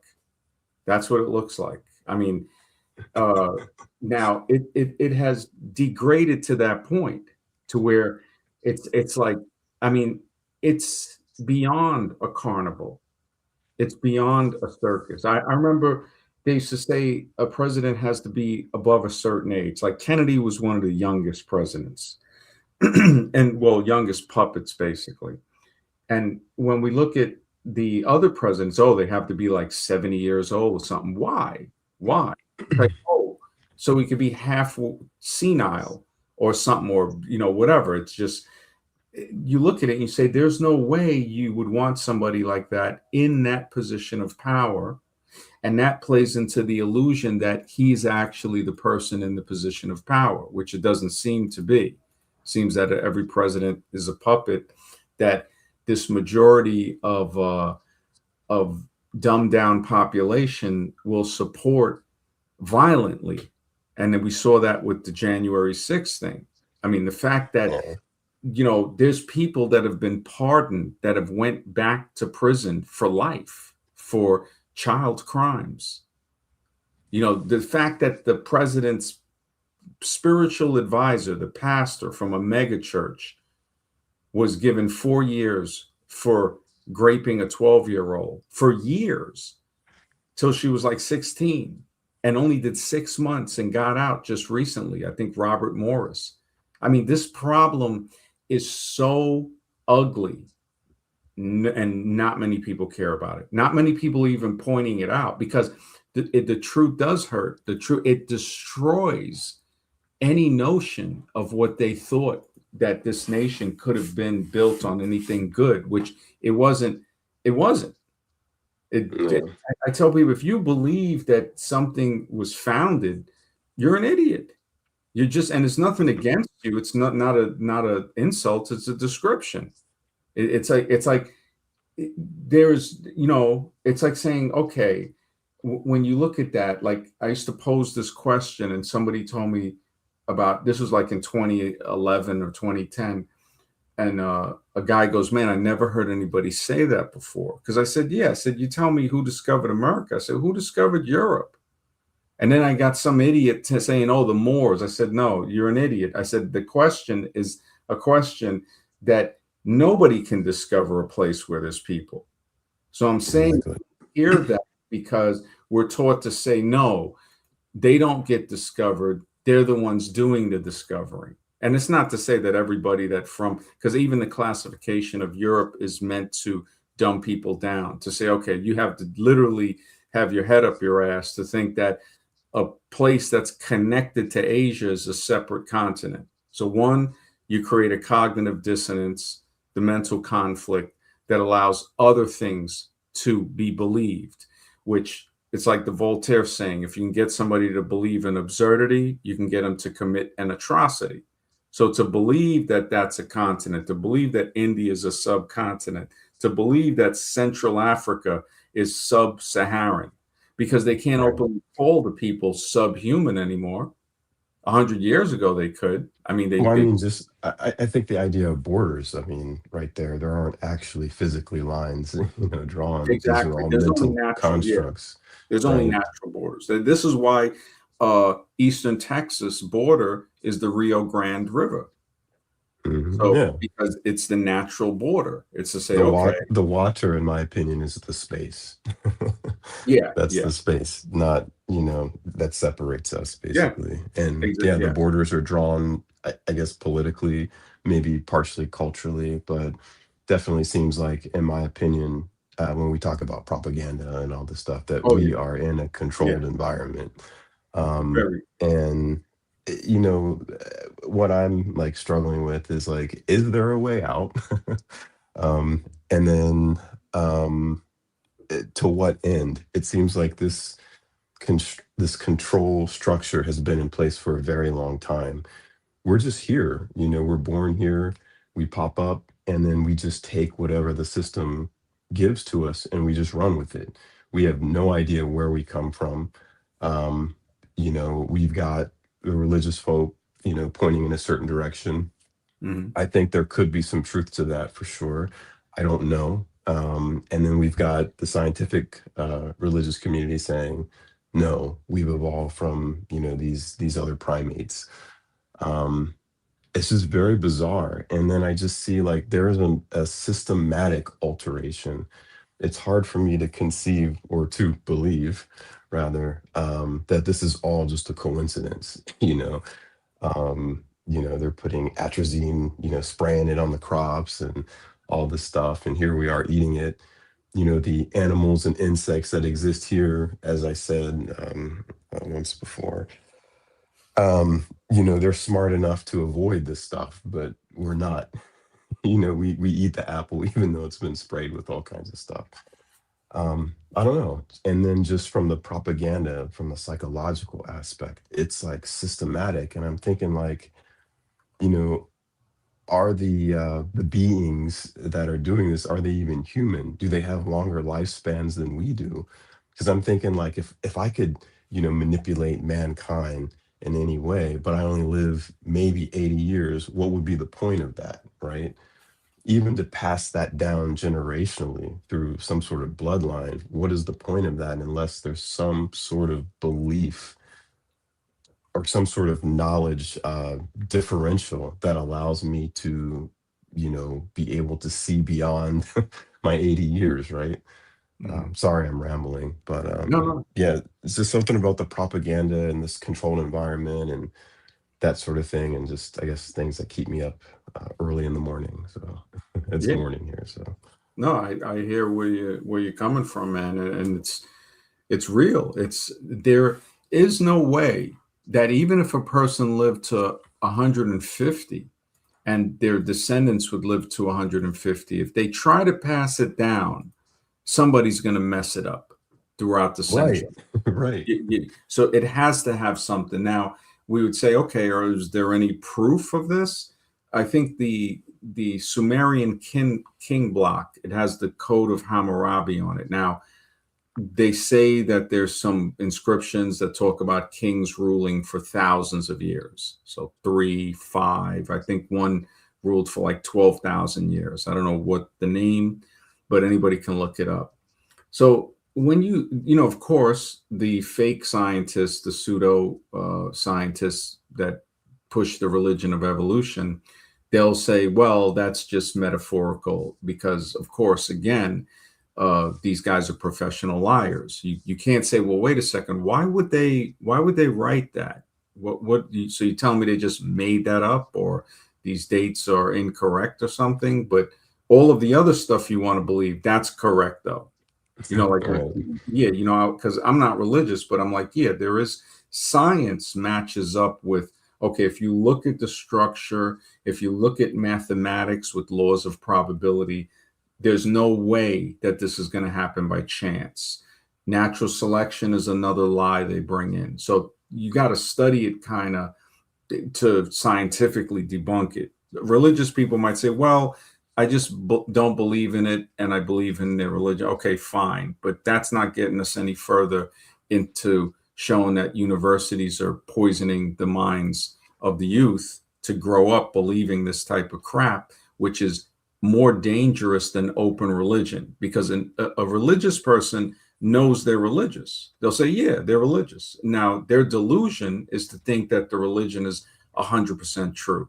But that's okay because they know it's a belief system.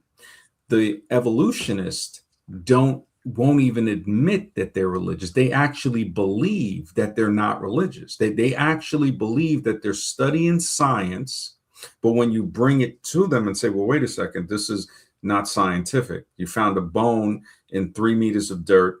There's no way to date it because there is no dating technique that can date something over 75,000 years. Matter of fact, you're lucky if it can give an accurate date between 30 and 70 with the carbon dating. There's so many problems with it that Yeah, for sure. if you study it, you'll be like, hey, wait a second, these problems must be addressed. When you go older than that, now you don't know. And they'll say, well, the fossil was found in this level of dirt, and this fossil comes from this made up period in time. So that level of dirt has to be that old because this fossil we believe is that old, right? And then you say, well, wait a second. If you just see the level of strata, are you telling me that the lower levels are older, right? And they're like, yeah, they're older. Now, when you do experiments with stratification, you see that that's not true. As crazy as it may sound, because I thought 25 years ago, hey, if you look at different strata, it makes sense that the lowest one would be older. But then you would say to yourself, well, how does the upper layer, how did these layers form? Like, what is dirt raining from the sky or something? And it's adding up or something? It doesn't make sense. But when you look at floods, and this is not me saying that, Noah's flood or what, I'm just saying basic floods. You look at floods like Mount St. Helens, when it exploded and it erupted, and then the ice on top melted and carved a canyon. It carved a valley through the pyroclastic flows, revealing layers of dirt that formed within 30 days. And then over the next 2 years, you had another top thick layer form of ash from the falling down. There were a lot of scientists that stopped believing in evolution after that. Sadly enough, some of them turned into religious zealots because I guess maybe they, were pressured or whatever. But it's always waiting there for you. The religion, that's the creepy thing about the religions. They're waiting for you. They're waiting like a horror show, saying, "Hey, come on, join the cult." The scientists, the fake scientists, are like that too, and the real scientists. A lot of them don't think about it because of the law of stupidity. The second law of stupidity states that stupidity is independent of any other factor that a person has. So regardless of their age, their gender, their profession, their education, their religion, they can still be stupid. And this is proven. You can see a doctor that's smart about surgery, but he's a total buffoon about the side effects of some of the medicine. So when I've had this conversation with doctors because I know a lot of professionals, and I would tell them, I would say, look, I before my parents passed years ago, many years ago, I remember arguing with a doctor and a nurse, and I said, wait a second, you're giving the lady gabapentin, which is also called Neurontin, and one of the side effects is says on it, and this is my opinion, but anybody can look it up to stay within the guidelines of YouTube. It says it could cause suicidal thoughts. So I'm saying, wait a second. And the nurse goes, well, she started spewing out the pharmaceutical propaganda. You got to weigh the sickness to the side effects. I said, well, the sickness is pain. So it's like if she doesn't take this or she takes a different one that doesn't have that, it's to relieve pain. It's not like she's dying. Now, yeah, she's got other things going on, diabetes, but you're giving her something that could cause somebody to have thoughts to where they would end themselves. Are you out of your mind? And Valium is safer than that because Valium, you're just going to get high. You might get addicted, but you ain't going to be wanting to off yourself. I mean, I think, and this is my opinion, I think they put these things in there, the amount of studies that they've done. I mean, it's horrible because I've studied medicine for 2 decades. And from what I've seen in the pharmaceutical side effects thing is is frightening. I mean, it's literally frightening and that's in the water. That's the craziest thing. New York City was one of the few cities that refused to have their water tested when they were going around to different major cities in the United States about 20 years ago. And I mean, other cities, they were finding pharmaceuticals in the water from people, Right. because they don't, the filtration system from sewage filtration is mediocre at best. They're just trying to take the toilet paper out the water before they ship it back to you to drink it again. It's horrible. I made a stream called Toilet Beach, and Well, I just want to say this really fast. That should have tipped everyone off about what happened in 2020, yeah, especially when they're saying they're testing the sewage water. You mean to tell me, for people that believe that it's real, that they're just feeding it back to you? Like, yeah, but I mean, that exactly. blows it out of the water, just that alone, among Yeah. other things. But I'm sorry, Oh, go ahead. I yeah. interrupted you. No, you're absolutely right. Machine, did you have anything on that, or if you want to just jump in, just anytime, it's cool. Uh, yeah. Yeah, like I mean on the evolution thing, I mean, I talked about this on the show a lot. I think that a lot of different factors added up, right, Mhm. to where Darwin and like Blavatsky and like Hegel and like all these people are kind of saying the same thing, right? Like for Darwin, he said that there's going to be a huge gap between the white races and the monkeys, right? Mhm. So he thought like the brown races were going to be eliminated because Yeah. that's the He said like that the Descent of the Man. gap, right? Yeah, he wrote that in the Descent of Man. He said, and he gave it a time limit. In like he wrote some private letters to one of his Right. friends saying in a time not more than a century. So he was Yeah. trying to get this thing moving. Yeah, And so I call that like a type of singularity type of thing, right? To where you have ideas from Hegel and like like Teilhard de Chardin, where he's saying that there's going to be this singularity event, right? Like in the future, right? Then Blavatsky talks about like how like Christ consciousness is going to awaken in the future, right? So all of these people, right, like including Hegel and Marx, they're kind of talking about how this great change is going to happen in the future, and it's going to happen all around the world. Like all four of them kind of said that.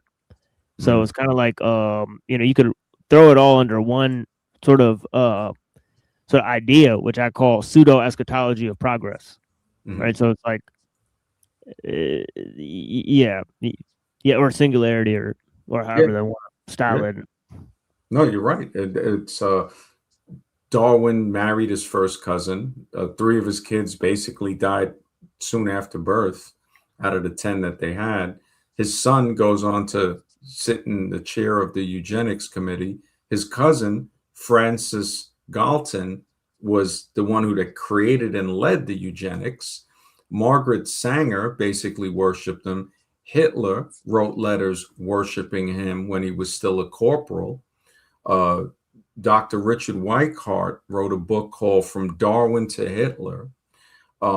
It is it is a religion of hate. It is what created racism because it created these pseudoscientific categories called race. I think it was Coates. He wrote. He's an Australian author, and he said that race is not the father of racism; it is the child. And when you think about it, you would think just the way stratification, lower levels would be older. And we see that that's not true. They all form simultaneously and they grade themselves out according to density. This is a proven fact. It can be repeated. It's empirical science.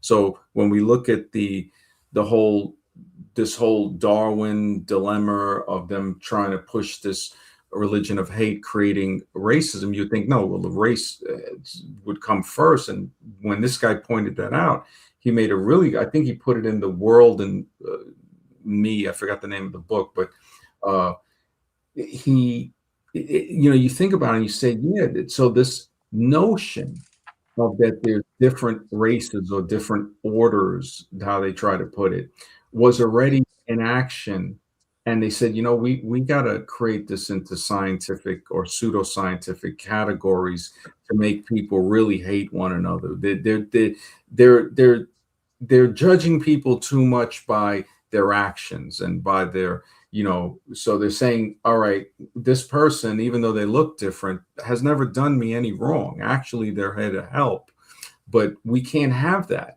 So we got to make them look at this different person as a totally different race of people. Now, I've had evolutionists tell me, oh, well, and these are black and white evolutionists tell me, well, you didn't read The Origin of Species and stuff like that. And, you know, he mentioned race as, you know, plants and animals. And I said, well, you know, I said at the end of the book, he did. I said, I actually have the page of here on The Origin of Species, and when you go closer, the subtitle, it says on the origin of species by means of natural selection or the preservation of favored races in the struggle for life. Now this is on the page, the title page of this book, On the Origin of Charles Darwin. It's basically the atheist Bible. That's what I call it, because all of the atheists worship this under the disguise that they don't worship it. But then they'll bring Darwin up just the way a Christian will bring up Jesus. It's such a similarity that you see how they were created together. Blavatsky, that bitch, was just a racist hoe. And this is not a insult. It's just a description. There's a book called The Stargate Conspiracy, and they even pulled out some stuff on a lot of these New Age researchers, even Hancock and a few of them. They said that what they're trying to push is middle class white Christian virtues. They're trying to push. Now, I don't think middle class white Christians have any virtues. I mean, a lot of them are a bunch of PDF files. They're not Christians. Like, I've talked to a lot of Christians, real Christians know that the majority of people that call themselves Christians do not live in accordance to what, you know, the real Christians or the people Right. more peaceful. And I tell people Zionism is to Judaism what the KKK is to Christianity. And Yeah. Well, they even have an intersection here in America, right? Because they sort of sold the sort of white people here sort of Christian Zionism, right? So it's sort of like they have both sides, right? And historically, you have like people like Albert Pike and stuff like that, where he'll play both sides, right? He'll use the Kabbalah, he'll use all sorts of things, right? And he'll put sort of a destiny of white people, right, in with the idea of Israel or something like that, that they're the true inheritors, right? And of course, a lot of these people think that once Jesus comes back, you know, that the Jays will be like sort of wiped out, you know, or whatever, you know, or something like that. So there's a bunch of cults, bunch of different people, and of course, it's being used, and definitely the Bible is being used for a lot of it's being twisted and perverted for sure. Right. Yeah, exactly. And Also, but I was this is about.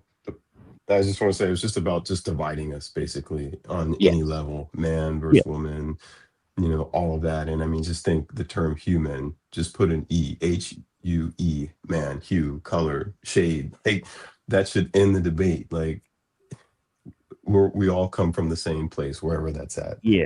But the problem is humanism, right? It's like humanism is a false religion, right? Where it's like, you know, like a human is, you know, obviously life is sacred and so on and so forth, right? But the thing is that, right, they can engineer, I mean, like, for example, right, like I heard a story on the news recently where, you know, they got mosquitoes that were, you know, attracted to the repellent. Right, they created mosquitoes, you know, made them attracting to the repellent that kills them. Right, so these mosquitoes, you know, they found there's certain genes or, I mean, I guess genetic varieties of mosquitoes that they'll bite you more if you wear the repellent. Wow. Right. So the repellent like kind of like stops working for these particular mosquitoes that are actually attracted to the repellent, and so on and so forth. And it's kind of like they do the same thing with like mice, where they can engineer mice, right, where they spray cherry blossom scent and then shock them. Yeah. And then the descendants of these mice that smell the cherry blossom, right, they'll start to get afraid that they're going to get shocked, even though they never experienced electrical shock. Well, Yeah, on Plum right. Island, the Nazi scientists with ticks, they put the Lyme disease in there on Plum Island. That's why you have Lyme Yeah. disease all around that area. In Right. our opinion, in our opinion. In our opinion, of Right. course. Right. So they're going to cherry engineer the blossom- medicine.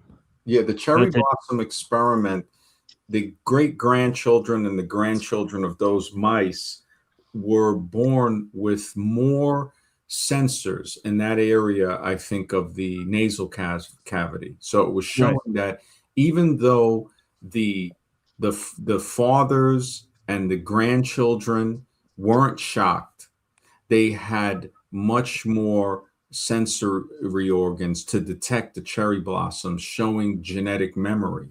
So the experiment was proving that physical genetic trauma and memory is passed down. It can be passed down. So it's showing us that now if we apply this to humans, so then that means there is genetic memory passed down from trauma, slavery, other things, murder, and also racism. So like it happens on both ends. It's not just going to say that it happens to the oppressed population. It's going to happen to the oppressor as well. And we see this when we look at generations later and we say, how do these people still have so much hatred in them, and other people have a subservience and a rebelliousness in them as well? We start to say, how long does this go for? Could it be that we still have memories from people we were connected to thousands of years ago? That what are we? I've said it before. When I changed the name of the channel to Architects of Humanity, I found some stuff about 12 years ago, about researching human origins that was shocking. And I didn't publish it. I waited years. I wasn't going to publish it. But I understand Brian saying, okay, I don't understand Blavatsky, saying that I'm not a mystic. So it's like, That's so ridiculous. yeah, she's just a fraud, man. It's like, it's hard to. Can I mention something about evolution too when I get a chance? Yeah, go ahead. Yeah. No. Okay, Darwin, what you had mentioned earlier about the preferred races and how they were going to wipe out all the other races. Well, he had said in The Descent of Man that the civilized races, which they didn't consider all white civilized. So remember, they called the Irish chimpanzees and stuff, the Anglican preacher, Charles Kingsley. So, and this is why they justified the starvation, because that seemed to be planned, of the 3 million or more Irish potato famine. Yeah, potato famine. And also what over here. Yeah. Mm-hmm. X, are you there? I think you're on mute. Yeah, I know he's at work too. So, but yeah, when we look at what Darwin was saying in The Descent of Man, it was horrible, because he's saying that they will, and he blatantly says it wouldn't be the Negro, the Australian Aborigine, or the gorilla. It would be from the civilized man all the way to a baboon. So they're talking about apes, chimps, all of this stuff, and the people they deem not even human. And they use this today to fuel the racism. Like when they say, well, look at Africa and all of this stuff. And it's like, well, when you extract stuff from a continent and you go there and you basically destroy them, and you continually do this. I have people that will say stuff about this, and I'll say, have you read the Berlin Conference in the 1880s, when these countries said, this is how we're going to carve up Africa and India and these other places around the world, because these aren't people. These are subhuman people. They could openly say that back then. This is why they still call Central Africa sub-Saharan. And they tried to take Egypt out of Africa. They said, no, no, no, Right. Egypt can't be in Africa. Meanwhile, it's connected. It's just like taking Europe out of Asia. You have to be a jackass to think that Europe is a continent. Now, you can classify it as the western part of Asia, but not a separate continent. That's like saying Mexico's a continent or Canada's a continent. It's ludicrous. I think it has to do with, I just What want to say, I think it has to do with the fact that it's hard to, what I'm trying to say, that when they say they're uncivilized, it just means that they're not altered in the way that makes them fall in line, if you know what I'm Well, I saying. wouldn't even know that. I don't even think it's that. I think it's more of because they look different. They need to recategorize people into large hate groups. That's why you have white, black, and Sure. mongoloid, right? But when you look into these groups, these people are not the same. A Russian is not the same as an Italian or an Irishman. These are Oh, clearly not at different all. people. Hmm. But they say, no, you're all white. And I had said it before in other Yeah. programs, there's very good books to look through. One of them is how, and Brian, you need to read these, is How the Irish Became White is one book. The other one is How Italians Became White. And the other one is How the Jewish Became White. So when you look at the way that they had people strip their ethnicity to join this group because they were oppressing this other group so much, they were like, all right, look, you either want us, we'll keep the pressure on you forever, or you can help us look over these people. And, there was a slavers revolt. I forgot, I think it was the 1800s in Jamestown, where 100 people, it was like over 100, 20 whites and 80 blacks were hung. And after that revolt in Jamestown, that's when they said, you know what, we got to split these people up. We got to split these people up because if they work together, they will revolt again. Now, a lot of people don't know. First slave ship that came to America, the slave ship Jesus, the good ship Jesus, right? So when they try to tell me that this stuff, a lot of stuff is planned out. I mean, when I look at this, I'm saying, okay, if you read the religious books, you start to really say to yourself, it had to be maniacs that wrote this. Now, some people could have documented stuff, which does line up with science. All right, stuff didn't happen by chance. It does seem that plants would be created first.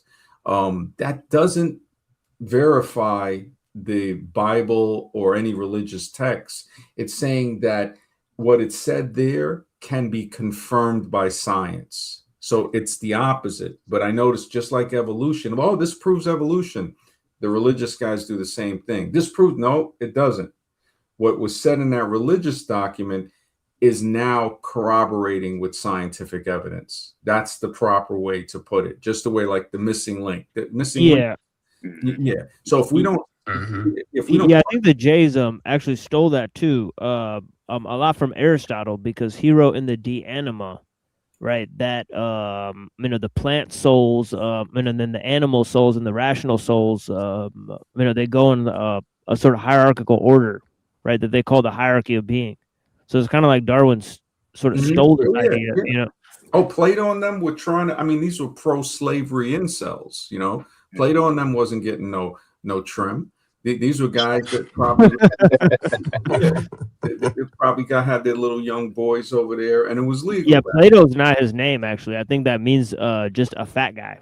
Well, right? yeah, maybe. But there's a girl, I think her name was Melanus or something, but she was the one that had these deep conversations with Socrates and other people. So wherever there was a male philosopher, there were female philosophers that educated them too. Because one thing I've told guys, that a lot of guys, if they haven't reached this level, it's like, look, you ain't ever gonna win an argument with a woman. You might think you did, but women are psychologically superior on a level playing field to men. And this is just the fact. What's that old saying? Mama's baby, daddy's maybe. You got guys, I got people I know that I would tell them, hey, did you ever take a DNA test for your kid, or did you ever take a DNA test for your father? And you got a lot of people that don't want to know. They don't want to know. They're like, what's it going to do at this age, for me knowing? Okay, you don't want to know. Fine, that's where you're at. So this is the apathy of most men. Women, extremely smart. Women are the epitome of wisdom, because knowledge is knowing what to say.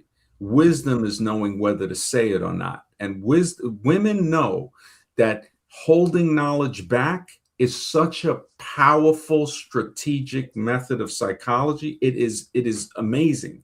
Men don't know how to shut up. Men, there's very few men that know how to employ that to restrict information. Women live on that. They breed on that. So when you look at these guys, like when I look at all of these cultures, even Egypt and all of that, these are so closeted cultures, especially anything with a single God. It's like Father, the Son, and the Holy Closet. Where's the women at? Where are the women at? Now, even in Hinduism and Greece, which they have the women, they're just fruit city as well. I mean, it's as if I'm like, damn, don't you guys like women? It's like, what the heck is, what's going on here? And that to me brings up that red flag. And then when I see it so much in society today, I say this didn't just happen in the last 20 years. When I was growing up, they were pushing that stuff everywhere with Boy George, the disco thing. You couldn't get away from that dude in the 80s. When they say that they're emasculating the black male today, well, they were definitely emasculating the white male in the 80s, and the black male too. And then when you look into it and look at Eddie Murphy, right? I don't know if you guys know about Eddie Murphy, about the I certainly do. Yeah, It was my time. About what? Yeah, I know Eddie Murphy for sure. When he got caught with that transvestite, picking up the transvestite hooker, and then the guys started making jokes like saying, no, he's just a friendly person giving somebody a ride home. and then that same transvestite hooker, the guy died 1 year to the date later. So, and they said, oh, he jumped out of a window. Seems odd. And then who was the other guy married to Elizabeth Hurley or Hugh Grant got caught with a black transvestite. Oh, I remember that. Right. Mm-hmm. So I'm looking at this and I'm saying, what is this? Like, you got to do this to get into the acting game? Brad Pitt, the waiter, he said that, I think the story goes that he went home with Angela Bassett one night. Next thing you know, he's acting in movies, right? Now, It's just like a hazing ritual. Yeah, I'm kind of suspicious of Angela Bassett. I don't know if that's a chick. I mean, it's The same I know. I with saw an George old Michael. picture. I was just gonna say, I saw an old picture of Clint Eastwood from 1956. If you Google it, it's very sus. That's Clint Eastwood, 1956. Yeah. Well, he was never big, they said, in the U.S. He got big in Italy. Like they were saying, hey, there's this this gunslinger that everybody's watching, and Spaghetti westerns. Yeah, I think the guy's name was Sergio Leone or something like that. The spaghetti western guy that and even Clint Eastwood's name, I forgot what the anagram was. Old West action. Old West action. So it's so made up. And then there's a clip that's still on YouTube with him and like a 10 or 12-year-old in a movie, and he's kissing her on the lips.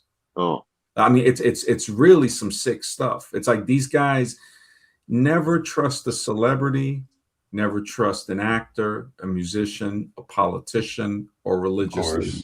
I mean, we got hard enough time trusting the regular proletariat man or woman.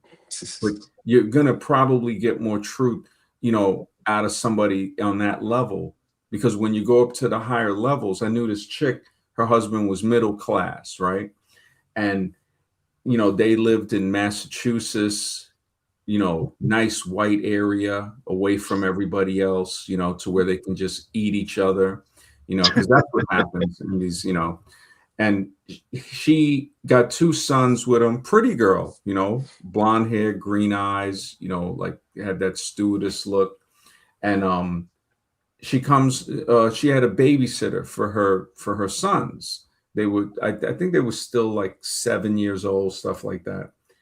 And the husband runs off with the 15-year-old babysitter. Wow. And I'm saying to myself, like, I'm like, you can't make this up. I'm like, so what was all that thing about? No, you're middle class. What's he make, 400-500 grand a year? It's like, and I didn't want to like really. I knew her brother and everything. I mean, cool person, but when I looked at that and yeah, I was just like, wow, they are clinging on to the middle class status. And it's like George Carlin said, the poor are just there to scare the hell out of the middle class. Because I wonder why we exist. And then I realized the three theories that I put in on last night's show is the zoo. Some of us, they just observe us like zoo animals, because the city, it's not the concrete jungle, it's a concrete zoo. And you got a key to your cage. And if you don't listen, they'll put you in a cage where you don't got the key. And like Bukowski said, we're so scared to death of freezing, under a bridge or something. It's like the 40-hour hostage work week is solidified, but you can't even survive on that. And now when we got these, what's coming, the machines, it really makes me wonder, like, what the heck is going on? I mean, it has me wondering, like, that the middle class, when they like, I would always tell somebody, look, you got to work. Well, then you ain't rich. If you don't got to work, that's how I classify rich and poor. Do you have to work? All right. Exactly. Then you ain't rich. And now, if you got money and everything to where you don't have to work and you're working something that you wouldn't want to do, then you're just stupid. Because it's like, wait a minute, you got enough money to do what you want to do. Why don't you work doing something you love doing? You don't have to work now at something you don't like. But if you have to work doing something you don't like, you're not rich. Now, I can even go as far as to say somebody that works and doesn't make a lot of money, but they love doing what they do and they're satisfied, that person might be rich at heart. Because numbers, money ain't really going to make you rich. What it's going to do, properly defined, is make you financially secure. So you're either financially stable to where you got a good paycheck, you're financially independent, meaning that you don't need to work, you have enough money, even if it's only 30,000 a year. 5 million bucks is what? No, I think a million, 2.5 million, I think, is 50 grand a year for 50 years. I mean, I don't see where a person with no kids, single, can't live off 50 grand a year. They just trying to live in a place that's too expensive to live in, because there's places where you can live on 30 grand a year, 20 grand a year. I've seen these towns. I mean, they're not the best towns, but you can live on it. You have a place to lay your head down, and you got some peace and quiet, maybe. When I look at the country, it seems, and the world, it seems like it's military occupation. Everything. It's like Frank Zappa was saying, when they can't maintain the illusion, they just move the tables and chairs out of the way, pull the stage curtain back, and you'll see the brick wall. The military is behind everything. This was military occupation since day one. Operation Warp Speed. Yeah, this is straight up. And the stuff that I uncovered. And good to see you, Mr. Super Sidewinder, and you too, JS, bro. Your sources are all messed up. 50%. Yeah, I guess, if that's the way you feel, hey, you know what you can do, right? And I'm not even gonna mention what you're saying here, because it just shows me who you are, man. I respect myself too much to be associated with people like that. So, just remember, I still allow you to say what you want to say, but I doubt, you can't even like hear something we're talking about without saying it's hate. So I already know, and that's all right, because I look at it as, when I see people in this state of mind, I realize that their punishment is being themselves. And that alone, I don't need to say anything mean or whatever. Just me describing someone sounds like an insult. So if if someone's description sounds like that, it's like there's nothing else I can really do to harm that person. They wouldn't be really aware enough to even realize if I did insult them. But it's okay, because I've noticed that whole thing, and that's the genetic. I'm glad JS said that, because just when we were talking about this genetic memory can be passed down, that's the genetic memory of hatred in this country. You don't see it as much. I didn't see it when I went to Europe. When I went to Western Asia, people over there, they had the joke, you don't become white until you come to America and Canada Yeah. and It's Australia. more about nationality in Europe, Well, not race. it's not even nationality, because it's sort of like, and this is nothing against people who classify themselves as white, but it's like, this ain't the cream of the crop from Europe. This is like the stuff that they don't want. Now, of course, you're going to have people with Wait, exceptional you mean genetics, people in the States? but the people in the States, the people in Canada, the people in Australia, these are the people that were sent out to populate this. Now, they had a small ruling class, and that small ruling class still does not mix with the lower class, which is the majority of the people, the 99% basically. So when people try to say, one, they built this country, I'm like, all right, what did you build? Nothing, of course. Do you know who your great great grandfather is? Of course not. So what are you? A liar. You see what I'm saying? And this goes for everybody, black people, white people, nobody Yeah. knows who their great great Pe- great great grandfather is. People get And if hung they, up on that too much, yeah, I and when think. they're hung up on that, they have a Instead of saying. being They who say, you are, right? Like you make that with, your life experience, your wisdom, but people are more like, that's "Oh, I'm from this tribe, or I'm from this place in Europe or Africa or wherever." once they It's bring silly. once they bring up ancestors, that's what you call a potato. The best part of Right. them is underground, dead and rotting already. So they're basically a hollow corpse walking around talking about my ancestors, my ancestors. Second, they haven't done anything. Show me a building that you built. Did you construct a skyscraper? Did you do that? Whatever? No, of course not. Right. So we have that. So we have they don't know who their ancestors are. Their best part of them is underground, and they didn't do any accomplishments. Then you got what the bourgeois, right? So they live in the future.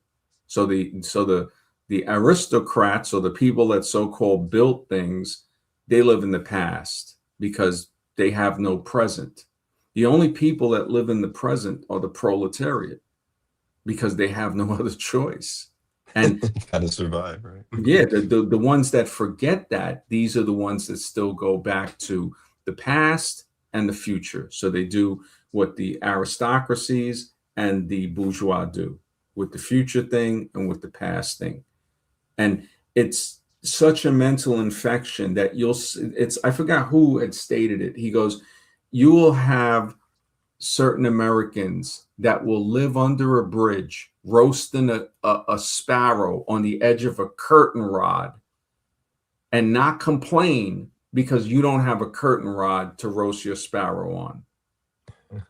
So this is, America is like partially an experiment in hate, how to control people with free hate. I don't think that the Nazis lost World War II.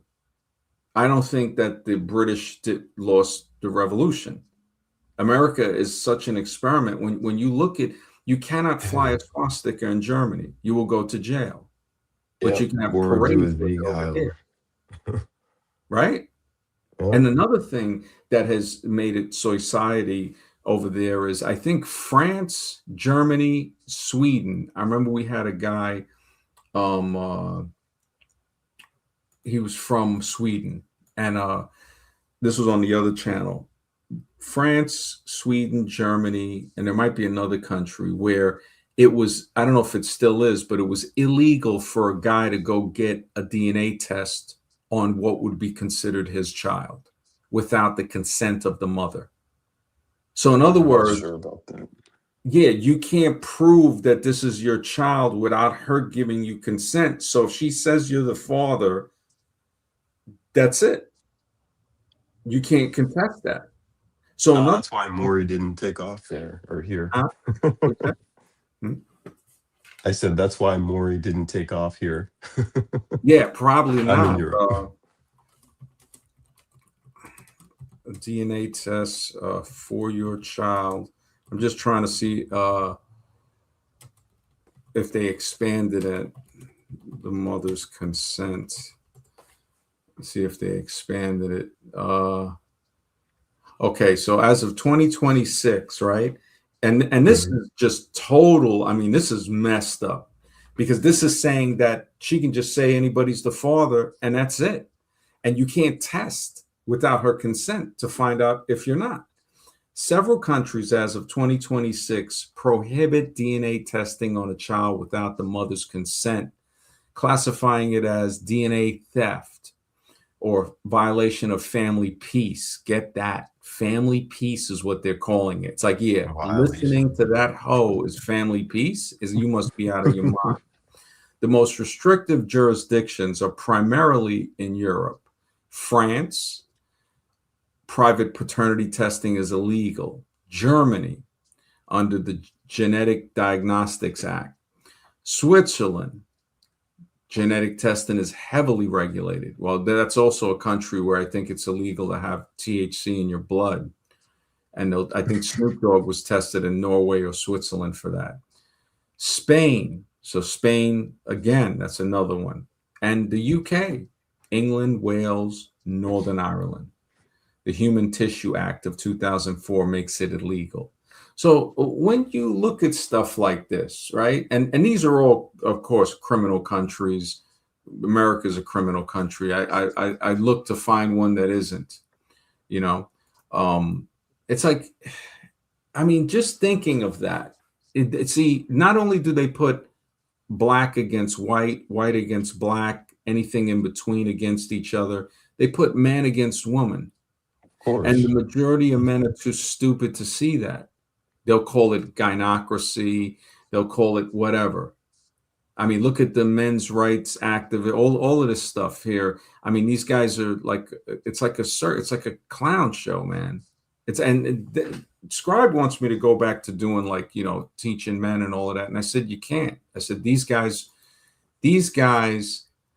I understand why they would have the wars to get rid of them because they're very dangerous. They're dangerous to themselves and anybody who even cares about them. Yes. And we see this with the movie Joker. Yes, he had some legitimate complaints, but they showed what he did to his own mother. They showed what they do. Now, yes, some need help. Some are beyond help. When you look at the movie Ex Machina, right? The guy was going to betray the other guy for a freaking robot. Hmm. For a robot, for a female robot. So I'm looking at it like, whoa. Many other shows with that in line, men betraying their own morals because they are under, I won't even say under a spell, because you can't blame anybody but yourself. Mhm. And stories of old tell men how to protect themselves. Like, what is it, Odysseus? And he's talking about the sirens, the beautiful sirens, the women on the rocks that would sing and lure sailors Mhm. toward the rocks, and they would Oh, yeah. crash their ships. So it's kind of like telling somebody, like, listen, you have to learn that this is part of being a man. Because a woman, if you're not a strong man in your own conviction, she'll have the two of you trying to kill each other over her. That's right. And then with the winner, yeah, he'll be with her for the time being. And then next thing you know, she sees something she like, whatever. And it's nothing against the woman. That's just the way it is. It's Mhm. like, you can't hate a tiger for being a tiger. You can't hate a lion for being a lion. It's just, it is what it is. That's part of being a man that most males don't understand. And this is why you see these guys 40, 50, 60, 70, 80 years old, and they're still not men. They act like immature, spoiled, violent, psychopathic males, not men. Being a man, a lot to do with being a man. One of the main components is maturity. Maturity, being a man, respecting yourself. Like the guy that came on here, Objective Ethics, he talks about self-respect. Now, he seems like a cool person. He is an evolution zombie. And we had to put him in check once or twice when he was on here because he tried to bring up the something about the word gnosis, going back to ancient Greek, and this is what he learned in college. And I said, well, you learned wrong. And he admitted, I give him a lot of credit for saying maybe he did learn wrong. And I pulled it up right in front of him. I said, look, it goes right back. I said, now look, here goes the racist interpretation, Proto-Indo-European. There ain't no Indo-European. It's Proto-Indo-Sanskrit, because that's based on that Aryan invasion theory that has been thoroughly debunked.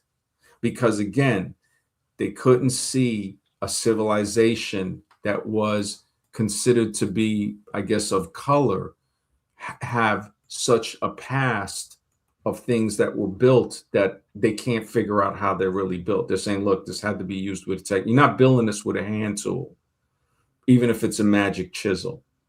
Say it's a chisel of the gods. You ain't building the Kailasa temple with that. You're not carving out some of these areas with that. These are machine excavated. Just the way when you look at some of the stuff in Egypt, you look at some of the stuff in Rome and Greece. I did a stream about the Romans not building the Pantheon, and people got tight. I remember one of my friends, I'm like, yeah, so when it comes to Egypt, aliens did that, right? When it comes to any place where there's somebody that got a little bit of color on their skin, couldn't have been them that did it. But when I look at the Romans, they had this ancient cement. Well, why hadn't anybody make that cement for another 1,500 years? Why? Because the Romans didn't make that cement. That was there before the Romans, just the way we see in Egypt. Why didn't any of the so-called pharaohs build pyramids like those 3 great pyramids? Because obviously they didn't build them. And the same thing with Greece, built on top of the Hellenistic era, which was way older. Just like the Romans have the Rosicrucians that are older, but maybe the Rosicrucians or the Hellenistic didn't build that. Maybe it was somebody before them. And these are things that they don't like to come up. This is why the religion of evolution was created, to give a fake scientific aura, to say like, look, science tells us that, we come from, apes, and, they magically turned into these humans that we don't like. And then as they went into caves and all of that and moved north, they became lighter.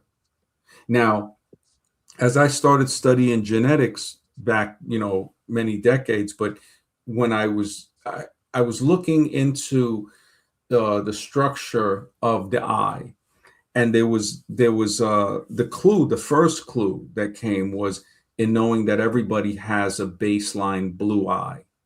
So regardless what color your eyes are, dark brown, amber, hazel, even green or gray, the eye behind all of those colors is blue. And that's from the albino eye, which is a pinkish red. And this is why I have the color of the eye on the channel's avatar is the pink albino eye for Architects of Humanity. Even with the evolution lie, when they try to say, well, if you look at, the apes, they were dark, they went into caves and get light. And I'm saying, well, wait a minute, if they got light, then that means the light was underneath the dark. They don't know that they're saying this, but they'll make another lie to cover that up. But if we stick with genetics and we say, well, wait a second, if somebody bleaches their skin with like Fair and Lovely, or like they bleach in Jamaica, they bleach their skins a lot. What are they bleaching off? They're bleaching off the melanin. And underneath it is lighter skin. When they do laser depigmentation on the eye, it takes away the melanin. And what is revealed? The blue eye with less melanin. In the hair, as we get older, we lose melanin. The hair turns gray, silver. So we're seeing that the melanin is due to a direct response from solar radiation. Now, there's also neuromelanin. The people have gums that are melanated. You know, they'll have a darker, and that darker melanated gum, people have had the laser surgery to make them pink. So we're seeing the template, and I have older live streams on this channel, maybe 1 or 2 videos showing this. This is something that I don't think is even gonna, it'll probably either be buried or I'll be dead before people even just have the brain power to really say, okay, I'll take the research into the further direction. Because it's saying that for every type of human on the planet, it had to start without melanin. And if it started without melanin, it ain't starting on the surface in the dust of some desert. It's starting in a shielded environment, in a laboratory, whether it's underground, suboceanic, or a shielded environment on the surface, which would be like a lab. Now, when whatever it is created and comes out of that lab or is expelled from the lab or escapes from the lab, it's going to start adapting to the solar radiation. The least amount of solar radiation that you need to be able to absorb the sun and not just get totally burnt out like an albino would turns your eyes blue, turns your hair blonde, and gives you a tiny bit of protection on the skin for a certain amount of minutes. And beyond that, you will get sunburn. You add a little more melanin. There's 2 types for the color, eumelanin and pheomelanin. The pheomelanin causes the green eyes, the red hair, the freckles, causes the combustible, the sunburn as well. The eumelanin will cause the blue eye. A little bit more with collagen creates the gray eye. So just the way the sky at night looks clear, but in the daytime it looks blue, that's the Rayleigh effect. That's the scattering effect. So you're seeing the blue light reflected back. This is what you see when you see a person with blue eyes. It's not blue eye color. It's a little bit of melanin that is absorbing the red light, so you don't see the pink from the retina anymore. You just see the blue light that's scattered back. A little more collagen, melanin, you get gray. That's why some clouds look gray. And these people that have this of all colors, they have a tribe in Africa, black people with blue eyes. I think it's the Abi tribe. And I have pictures with people from this tribe in the shorts and stuff like that to show people, like, look, this is a serious mystery that people are afraid to look into. And the reason I haven't produced a book, because I'm gonna like cut it down to like 50, 80 pages, because it's just too much stuff. People ain't gonna read a book that's 400 pages or something, or even 200 pages. But this is like some serious genetic research observations that I've made that I don't, this is the first time I've talked about it, like this much in a while, because until I have the literature put together, there's not really much to say, because it's such a out there idea, and saying out there, it's not really saying anything bad about it. It's just, or bad about anybody else. It's just saying, like, look, I have to create steps for people to bring them into the understanding of this, because it's so different from what we've been taught to believe, but yet the truth is right here in front of our face, and saying that, wait a second. So we see it with the hair as we get older. The hair doesn't hold the melanin. But then there's other factors that I brought in, like tests, like people that have had chemotherapy, straight blonde hair. After chemotherapy, a few sessions, their hair got dark and wavy. So it's saying that, wow, not just solar radiation, but radiation itself can cause the body to create melanin to protect itself. Chernobyl, the radioactive disaster, right, in Ukraine or Russia, The frogs that were near that event, the green frogs, turned dark green and almost like a blackish green. And it was because of melanin production sparked by the radiation. They, Interesting. yeah, now this can be looked up. You can corroborate this. There's another animal, a fungi, that also created melanin during the Chernobyl thing as a protection, leading scientists to wonder, is melanin a form of biological technology? So this is not to say that somebody is more advanced or better or superior. And no way am I saying that. I'm saying that a person who has more melanin is more adapted to the planet's surface scientifically. And that same person had to start out without melanin, because underneath the melanin is a non-melanated template, is an albino template, basically. And as I started to look deeper, and I showed this in some of the previous live streams months ago, I find albino templates in every form of life: plants, animals, fish, even bacteria. You have fungi that are albino. So, but the fact that you have albino bacteria, you have albino plants, you have albino fungi, albino birds, fish, mammals, reptiles, insects, it really made me wonder, was life created in an indoor environment, and being released onto the planet's surface caused the melanization that we see today? And melanin now, in that aspect, becomes like a chronometer. So if you genetically test people with darker skin, of course, they're going to show, as far as the surface is concerned, an older signature. And the people with less melanin will show a younger signature. Now the science starts to add up. But in explaining a theory that's this complex, I would have to, put up, I'd have to like organize it. Christopher, good to see you, brother. He says, Nightmare on Sperm Street is the most upheaval read I've had the fortune to come across. Thank you, brother. I appreciate that, man. Always a pleasure in seeing you too, man. Oh, Machine, you're out of here, man. And Sirius, yeah, man. Hey, it was a pleasure having you guys anytime on the panel, bro. And Nod Z, so you're a Super Saiyan. I'm not sure what a Super Saiyan is. I've heard that before. I guess it's a generation after me. But I have heard people use it, like the Japanese animation. Christopher says, I'm very looking forward to your new book that's going to turn my world upside down again. Thank you, man. Yeah, The Architects of Humanity. That's a pretty deep book, man. It's I've been putting stuff together in a way. Yeah, that's fascinating. I never heard that angle before. Yeah, definitely.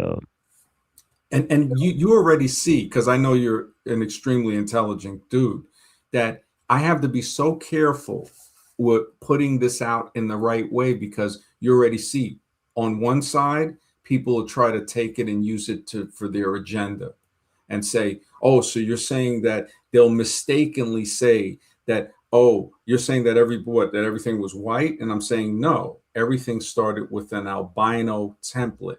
That means it doesn't have melanin. You're looking at, if you don't have melanin in the eyes, it's going to be pink.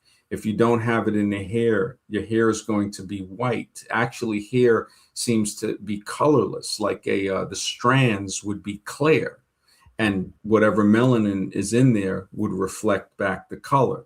And the skin, of course. So when you look at different people, you'll see Africans with white afros, pink eyes, and extremely pale skin in tribes throughout Africa. You'll see it in Polynesia, in Melanesia, Aborigines from Australia with blonde hair that are not mixed. So you'll see it in Polynesia, people with blonde afros. I've put pictures of these people. There's a tribe in Indonesia. Everybody has sparkling blue eyes with brown skin. They have other places around the world where this pops up, where these dark-skinned people have blonde hair. So as I look at this, I say, and this is the mystery of humans. It's saying, how did we get here? And what is this mystery of us? Like why is it that they keep telling me they mapped the moon and Mars, but they only got 5% of Earth's ocean mapped? Why the distraction for me really looking into the ocean? And when I look deep into the ocean at cave fish, at the sea pigs on the floor of the ocean, these are all creatures that are devoid of melanin. They're either pink or they're very like pale.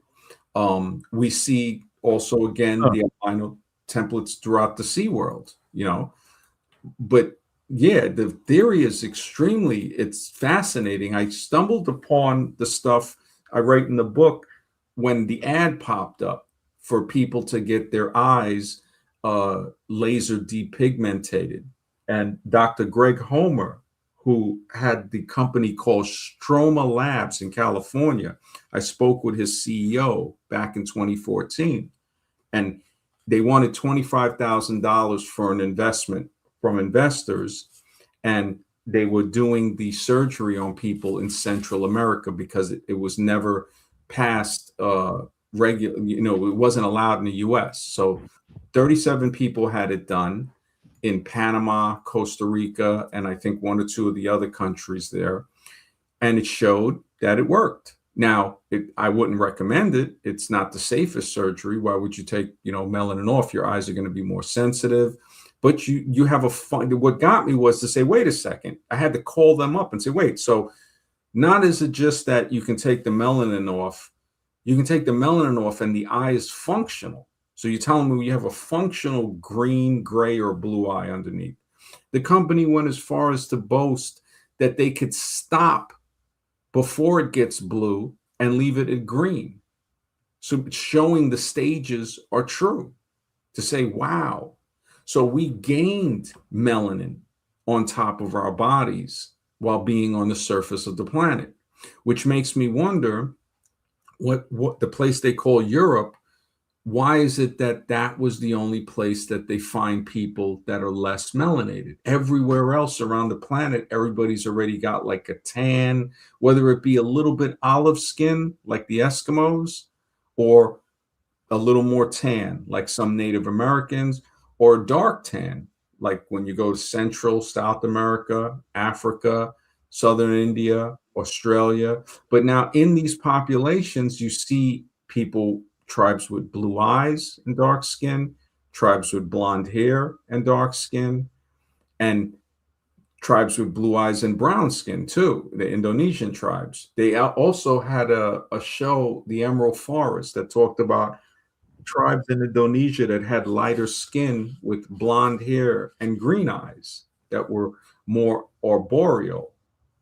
And then there's another guy that did a talk on TED Talks, and he said this is a theory not talked about. And it was tribes that they encountered in North America that were white, basically, that were non-melanated tribes. They would have been classified incorrectly as white because we know that that's a wrong classification. But the fact that you had small pockets, the Toltec natives that the Aztecs, they say, would use as sacrifices, are said to have blonde hair and green eyes and light skin. So this is the stuff they don't like to talk about. Because if they do, people will question and say, well, wait a second. I've taken pictures of artifacts where I've seen brown, dark brown, and I've seen very, very light beige carvings, and the stone reflected the color. Like they knew, like, okay, this stone we're going to carve this guy out of, and the color of the stone is going to reflect what we're trying to show.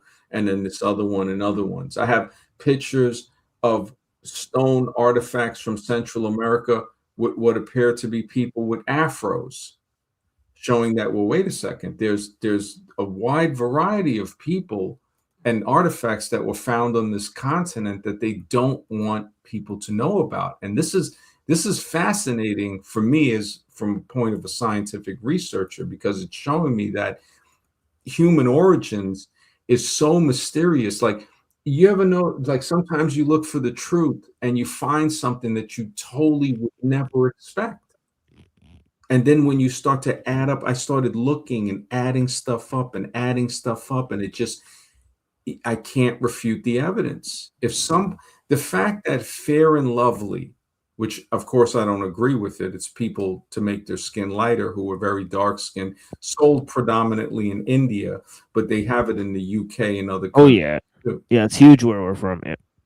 Yeah, now that shows my research to be scientifically accurate, because what it's doing is it's reducing the melanin that is on the outside of the human skin, and it's eliminating that to show what? A non-melanated base.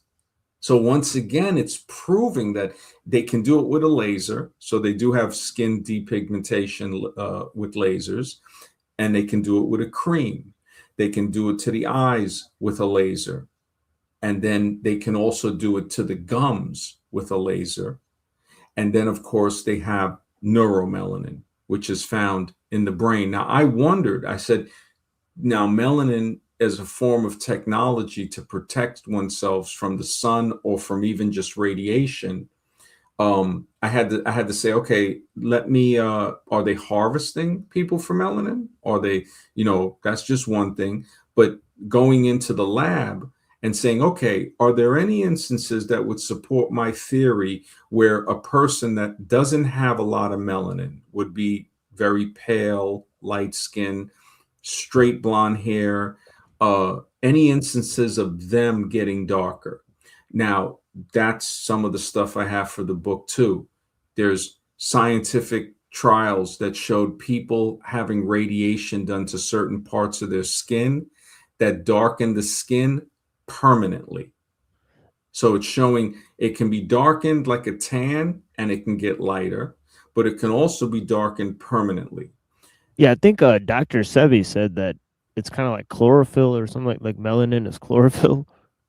I'm not Uh, sure if that's he true. tried to. I don't think it like he's accurate enough with that. Like, he said a lot of stuff that you can't, like, some of it you can back up scientifically, others you can't. Like, I don't think there's been anybody that, like, chlorophyll, and this is where I would say his research wasn't as up to date, because you got plants that can do photosynthesis without chlorophyll. So Huh. you got some plants that are red, like red and black. You have some roses that are black. Um, I'll see which plants in particular can photosynthesis, and just the word photosynthesis, as if it's not real. It's if it's synthetic, when it's maybe not.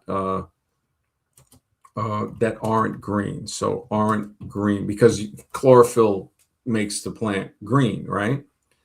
So they do have plants that appear red, purple, and bronze that still photosynthesize. So when he says it's like chlorophyll to a plant, it's because he probably at that point thought that, okay, all green plants with chlorophyll, they need that to use the energy from the sunlight to produce food through the method of photosynthesis. But plants that contain hidden chlorophyll masked by other pigments like anthocyanins, carotenoids, completely non-green and non-photosynthetic plants lack chlorophyll entirely, and they survive as parasites. Some of them, like epiphytes that live on the bark of other trees, and then some of them even borderline what a plant is, like fungi, mushrooms. Those aren't even classified as plants, though. That's a whole other life form that lives in the root system of trees, and then the fruit they produce is the mushroom that pops up. So I'm not saying that Sebi was wrong in his assessment. It's just saying that it goes a little further than that to say, like, and this is the thing where plants use photosynthesis to create the food and stuff. The melanin for us Right. is more like a protection. We're not producing food with the Yeah. melanin. Like we're Yeah. getting. What about vitamin D? Right, because it could be like, because I know vitamin D might Well, somehow this is synthesize serotonin or something. well, this is the beauty in the vitamin D thing. People with melanin don't produce vitamin D on What? the level that people that don't. Oh, really? They produce vitamin D from the solar exposure. That's So surprising. so if they're in the sun, right, and we see the melanin gain and less. We see people with olive complexions will get darker, and then they'll get lighter when they're not in the sun for months. Now, when they're in the sun and the skin starts to get dark, or even a person that's so dark you can't tell the difference, vitamin D is forming. So they're in the sun, the color of their skin is protecting them from solar radiation to an extent, because they can still get sunburn after a certain amount of time, and they can get vitamin D poisoning for being in the sun too long. But if they're in a certain amount of time, their body collects vitamin D from that. It photosynthesizes in a way, and I don't think photosynthesis is the right word, but it uses the energy of the sun, Right. and it has like I forgot the name of the chemical reaction that's used to create the vitamin D. Now, people, if they like, you'll have some people, like I said, will try to take my research and say, oh yeah, you see, that means melanin people are, have something more. And I'm like, well, if you look at people that don't have the melanin, they can create vitamin D without being in the sun. So whatever the human organism has contained within its genetics allows a person that doesn't have the ability to take a lot of sunlight in to create their own vitamin D. So now what is the backfall for that? They'll get sunburn. So this person can't stand in the sun as long as the other person with dark skin, but they can create their own vitamin D so they don't get a deficiency. Now, the person that has melanin that can't create it on the level that the person that doesn't have it, they have to get the sunlight. If they don't get the sunlight, they can actually get a deficiency in vitamin D. So when I look at that and I say, wow, that's amazing. That is amazing. So now this is science. This is learning more about the human organism to say, okay, now why would somebody's hair, like with straight hair, get dark and curly? How does somebody get an afro? Now, we do see people in Western Asia and Europe with what appears to be very curly hair. We see it with Irish people with red hair. They call it the red afro.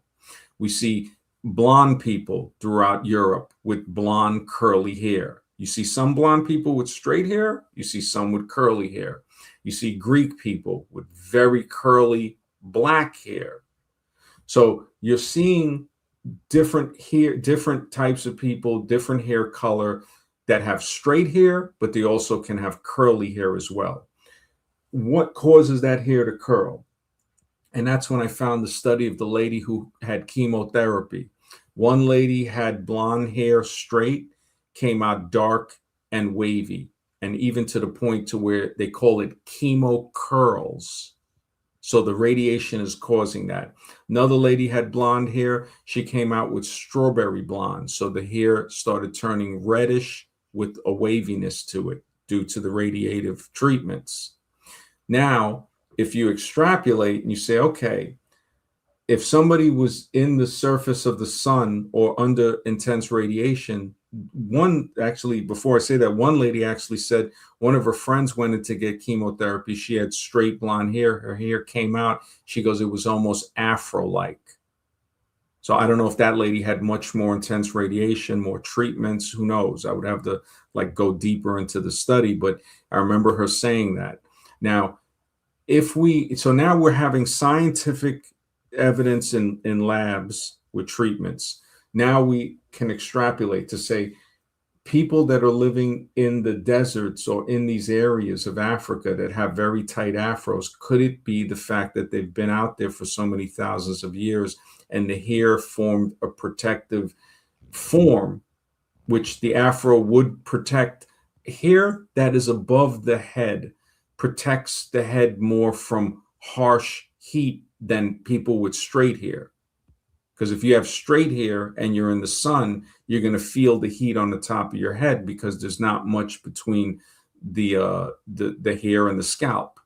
But with hair that's more puffy or more curly, when it grows, it'll be higher. So now you got a couple of inches on top of the head, so air can go through it. The sun isn't hitting it directly, so it has a scientific. It makes sense to say, oh, okay, I see how this. Just the way darker skin protects you from sunburn a little more, not totally, but a little more than if you had lighter skin. The same way curly hair protects you from overheating more than if you have flat, straight hair. So now there's also things in this theory that have to be ironed out, because then you say, well, how do you get these very dark-skinned Indians with very straight black hair? And one could be, okay, maybe they haven't been on the surface long enough. Could be other explanations. The other one was when I talked to Scribe about this theory a couple months ago, and he was saying, well, how do you explain the Oriental population with the eyes, And I said, yeah, I said, it's also a different texture of straight hair as well. I said, but when you look at the eyes, I said, again, you go to northern China, you'll find very, very, very pale, light-skinned Chinese. China, I had a research paper from a couple of years ago. They had a town with 18,000 albinos. The whole town was albino. Now, you have this in China. The largest albino family is in India. I showed pictures of them. They look like a Swedish family. White hair, blonde hair, very light skin. You would never know they were Indian. So it shows us like this is an area of research that's so cutting edge and so brand new, because I haven't told anybody about it till this year. So I had the research for at least 12 years. But yeah, I'm glad that you kind of like you caught it real quick, Machine Lies. A lot of people, it takes a while for them to really to catch it.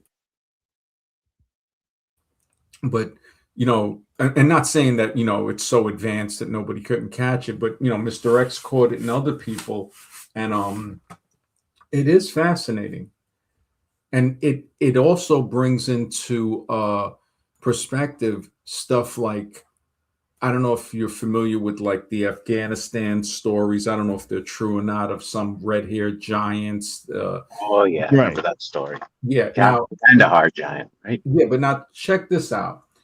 If the giant is coming out of a cave, and I'm talking about melanin being added, so maybe the lab is under earth, maybe it's under the ocean, who knows?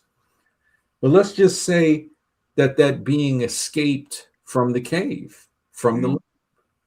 He would be pale skin, light eyes, and light hair. Yeah. Which blonde doesn't mean yellow, it means light. So when you have blonde hair, you can have orange, red, amber, blonde, so little things like that start to add up to say, wow, why is it like when you go lower down into the ocean, you even see not just animals that are less melanated, but you even see animals that are clear, that create their own light, bioluminescent. What if there's some humans? What if it goes before the albino template to where it's clear, and these humans actually have their own bioluminescence? That could corroborate with myths of glowing people, like the glowing ones or the shining ones or something. Like religious books might have stuff like that. So this area takes us into a part of science that is almost unbelievable, but the science is there. The observational science is there. And this is something that a lot of people I could see worried about this, because it brings people together instead of separate them. Because at first it sounds like, well, wait a minute, because Scribe was telling me, he goes, this could cause a big stir up. And I said, it could. I said, but that's the chance you got to take. I said, because all I'm doing is presenting the truth. And I'm saying, hey, if anybody else can take it in other directions, please do. But let's take it in a scientific way. What does he mean by a big stirrup? Like he didn't want you to pursue it or something like that? He said it could kick off like a race problem and stuff like that. And he was saying, I you don't know, think so. and I don't think so. I understand his concern. I understand his concern because he was looking at it as a concern, like a parent would look at it, saying, you know, even though it's like, because at first he didn't understand, like I had to really explain it to him. Mhm. And then he started to realize, like, wow. And then he's like, well, but what do people like? What do they get from this? I said, it's not getting anything. It's just the truth. It's like taking a DNA test, finding out that the guy you thought was your father ain't your father. It's Right. still, you know, you still be like, look, you raised me, you were there, whatever. But you know, and you start to say, okay, it's not knowing to not like the guy. It's knowing to say, wow, maybe that's why I always felt kind of different. Maybe that's why I succeeded in areas that were different to what my father succeeded in. I mean, I look at it as, you know, I could have taken genes from my grandfather, my great grandfather. I mean, why not? You know, why couldn't we have a bit of one of our great ancestors in us? So why couldn't we have a lot of that in us? Of course. And this is where the conversations that I would say is that need to be had, but these conversations make a person uncontrollable because now they're not going to believe in evolution. They're not going to believe in they're going to look at religious books as documents now, and they're going to say, okay, this stuff right here was written by some guys in the closet. But this stuff over here looks as if somebody documented a meeting or some type of observation of something that wasn't human. Mm-hmm. You know, and as you go deeper, you start to see that there is some just the way people do some sick ass stuff with having sexual things with animals. Why wouldn't that happen with things that created us? You can have one of these things screwing a human in the lab because mental, you know, the mental illness can't just be related to humans, you know. Sure. And when you look back into just some of the stories in history, I say to myself, they're not just going to make this up. It's like there's a story of a guy from, I think it's from Mesopotamia, like Iraq. Mm-hmm. or Iran or something or Sumeria. I think it was called the Legend of Zahak. So Zahak. And it was a king, I think, that had a chef that, you know, was the best chef, and he would compliment him and he goes, look, man, what do you want, you know? And the chef was like, no, he just wanted to hug the king and kiss him. So he was like, all right. So he hugged him and he kissed the king on both of his shoulders. And the story says the next day, out the back of his shoulders, the heads of two serpents grew. So he had two snakes growing out of his shoulders that would stay hidden, but they would talk to him and say, look, you're going to have to get the people to bring the brains of two children every day for us to eat. If we don't get that, we're going to eat your brains. So he put an order out to have that done. People didn't know what to do but obey. So they're bringing the two brains. And I think the king lived to over 1,000 years. But they started to bring one human brain and one sheep brain. So where they wouldn't have to sacrifice two kids. Then there came a time where they rebelled. And they, you know, something happened. I don't remember the full story, but they rebelled. They found out what was going on. They tied him up and left him in a cave. So now the snakes that grow out of his shoulders are going to eat his brains and then probably die. But that's how does somebody just make something like that up? Now it could be made up, but that's a pretty accurate story to just be made up. I agree. Yeah. Now, and I'm not saying it couldn't, but there are other stories when you start looking into other stuff and you start saying, wait what the heck? Look at just the translation from older stories that were translated into the 1001 Arabian Nights. That has the story of Aladdin, like which we mistakenly call Aladdin. You know, it's like some Italians in New York. Italian. It's not Italian. It's Italian. You know, so it's not Aladdin. It's Aladdin. And the story in the Arabian Nights show that there were two genies. It wasn't just the one genie with the lamp. The magician, and in the story, I think the magician was an African magician.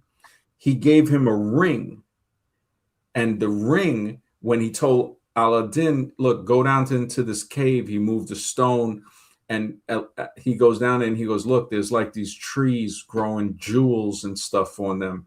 And he goes, you know, look for the lamp. He found the lamp and he goes, okay, pull me up. And he goes, no, give me the lamp. He goes, no, pull me up. So he goes, no. And then he sealed the Aladdin in the cavern with the stone on top, right? So he gets cold and he rubs his hands together, and rubbing his hands together summons the genie of the ring. And that's when he told him, he goes, look, I want to, you know, he wants to go home, transports him home, and he has the lamp. And I think, I forgot how he found out about the genie of the lamp. And then one day, he had the genie of the lamp. He wanted to marry the princess, and he started, like, the genie was giving him all these riches. The magician found out about it, came disguised as somebody trading old lamps for new. His mother traded it. He got the lamp. So now in the story, this guy transports, I think, the palace and all of that to Africa with the genie. Aladdin says, you know, to the other genie of the ring, he goes, look, I'm not as powerful as that genie, but I can help you go back and get your princess. And then that's the tale. It goes back and blah, blah, blah. But the thing is you look at this stuff, it's like, why would they make that up? Yeah, exactly. You know, some type of ring that can summon something. Tim says, search out a clip from JRE of the pro arm wrestler Devin Laratte. I've heard of him. Canadian Special Forces guy, spent time in Kenny, 6'5", dwarfed by genetic specimens over. Wow, I got to check that out. Yeah, Devon. Yeah, because I remember seeing him. He's a pretty colorful character, Devon Laratte. Yeah, very championship arm wrestling.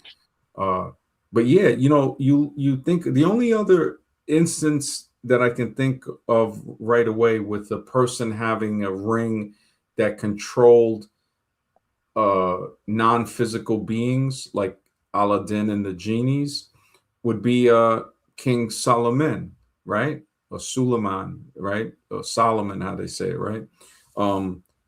Controlling demons with the ring, right?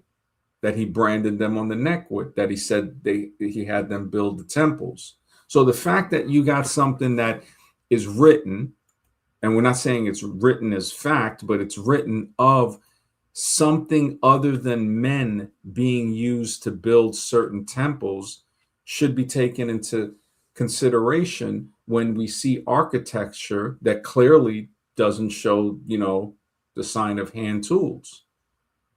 And when we look at that, we look at the genetics of the human. I mean, you got humans. Another thing I found with humans with stronger bones, 6 times stronger than the average human bones. Most people like this don't even get a bone break ever in their life, right? The majority of those people in that category, they say, are Africans.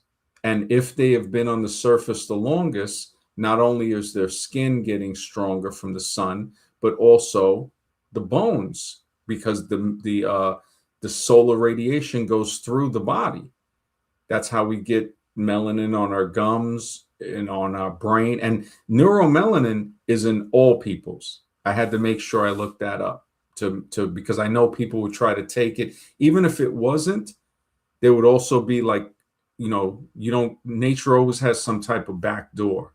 So just the way you have some people that will sunburn, but yeah, they can also produce their own vitamin D.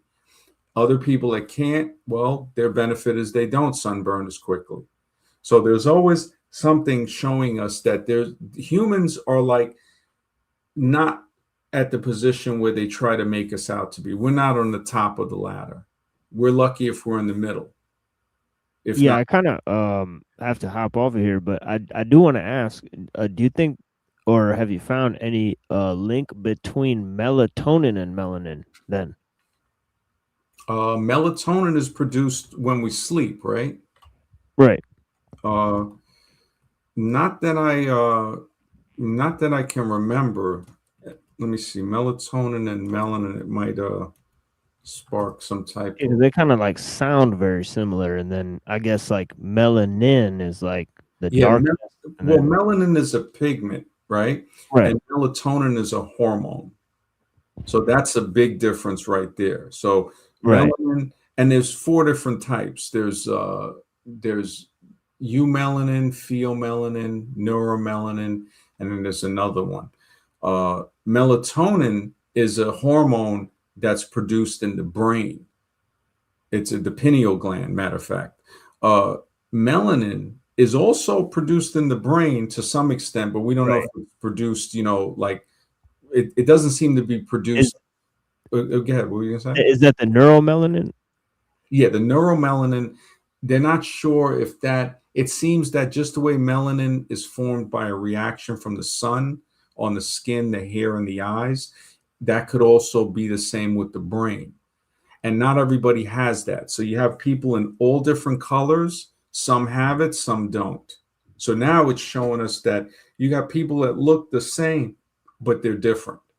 And then you got people that look different that are similar. Because you have 2 people, you might have a white and a black person that both have neuromelanin. But then you'll have other white and other black people that don't have neuromelanin. So it's showing us that, wait a minute, there's some real differences here. With melanin, the core function, it determines coloration and shields the DNA from sun damage, but also radiation damage. Melatonin, it has to do with the sleep cycle. Because I've heard years ago when I used to study health, you should sleep in a dark room. You shouldn't have like an alarm clock next to you. If you do, it should be at least 6-7 feet away.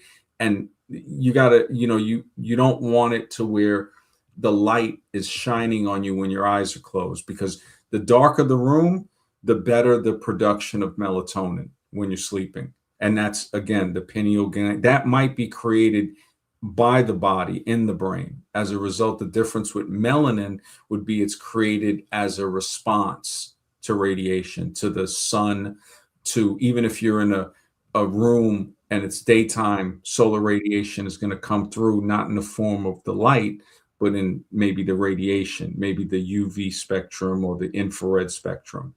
So what triggers melatonin, and this is a big difference, darkness, because I've always known that darkness triggers the production of melatonin. What triggers the production of melanin is light. So they're very different in that way. UV rays, light. So melanin is triggered by the sun. Melatonin is triggered by darkness. And melanin, it neutralizes radicals generated by sun exposure. Melatonin, it has something to do with oxidative stress.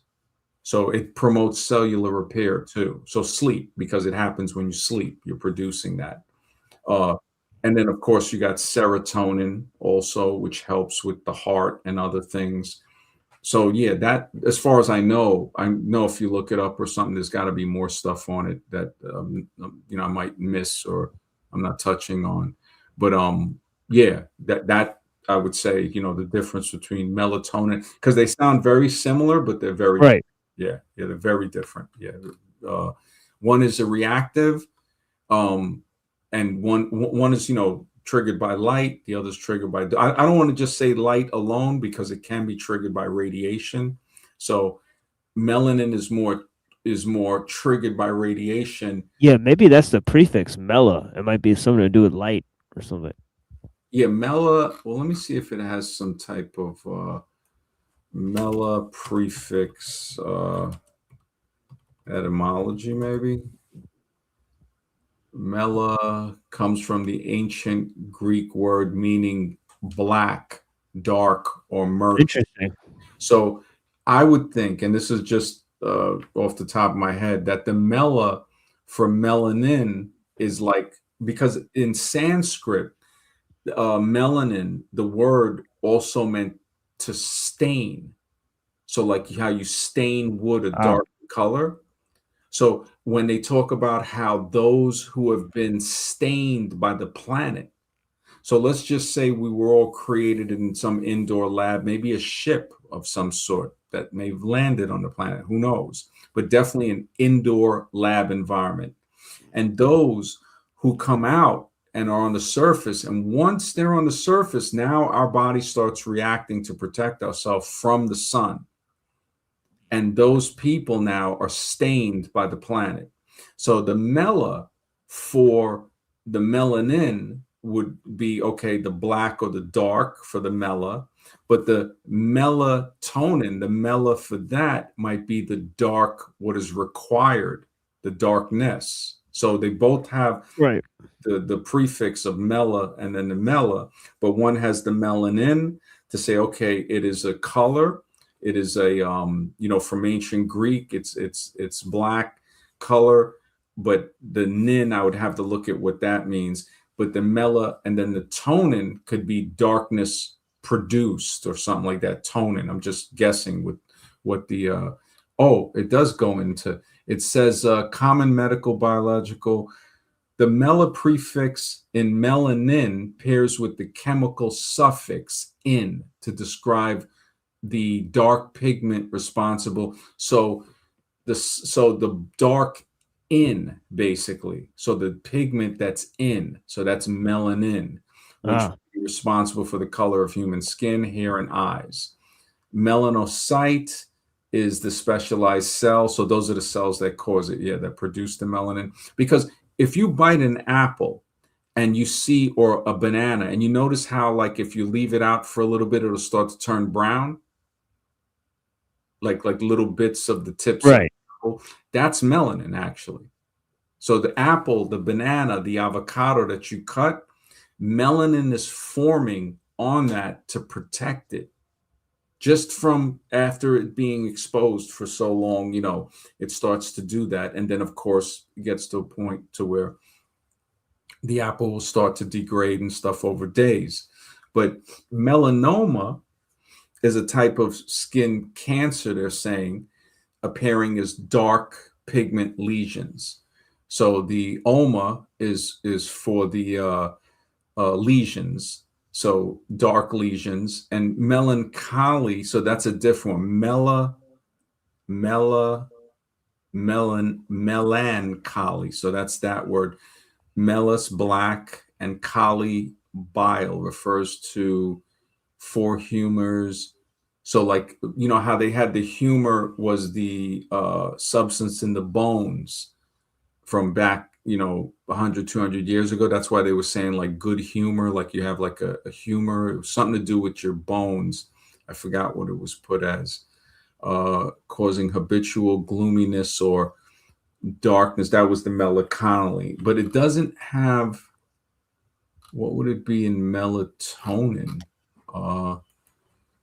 What would the suffix be in melatonin? Hopefully, see, this is what I would think AI is good for. So mela reducing to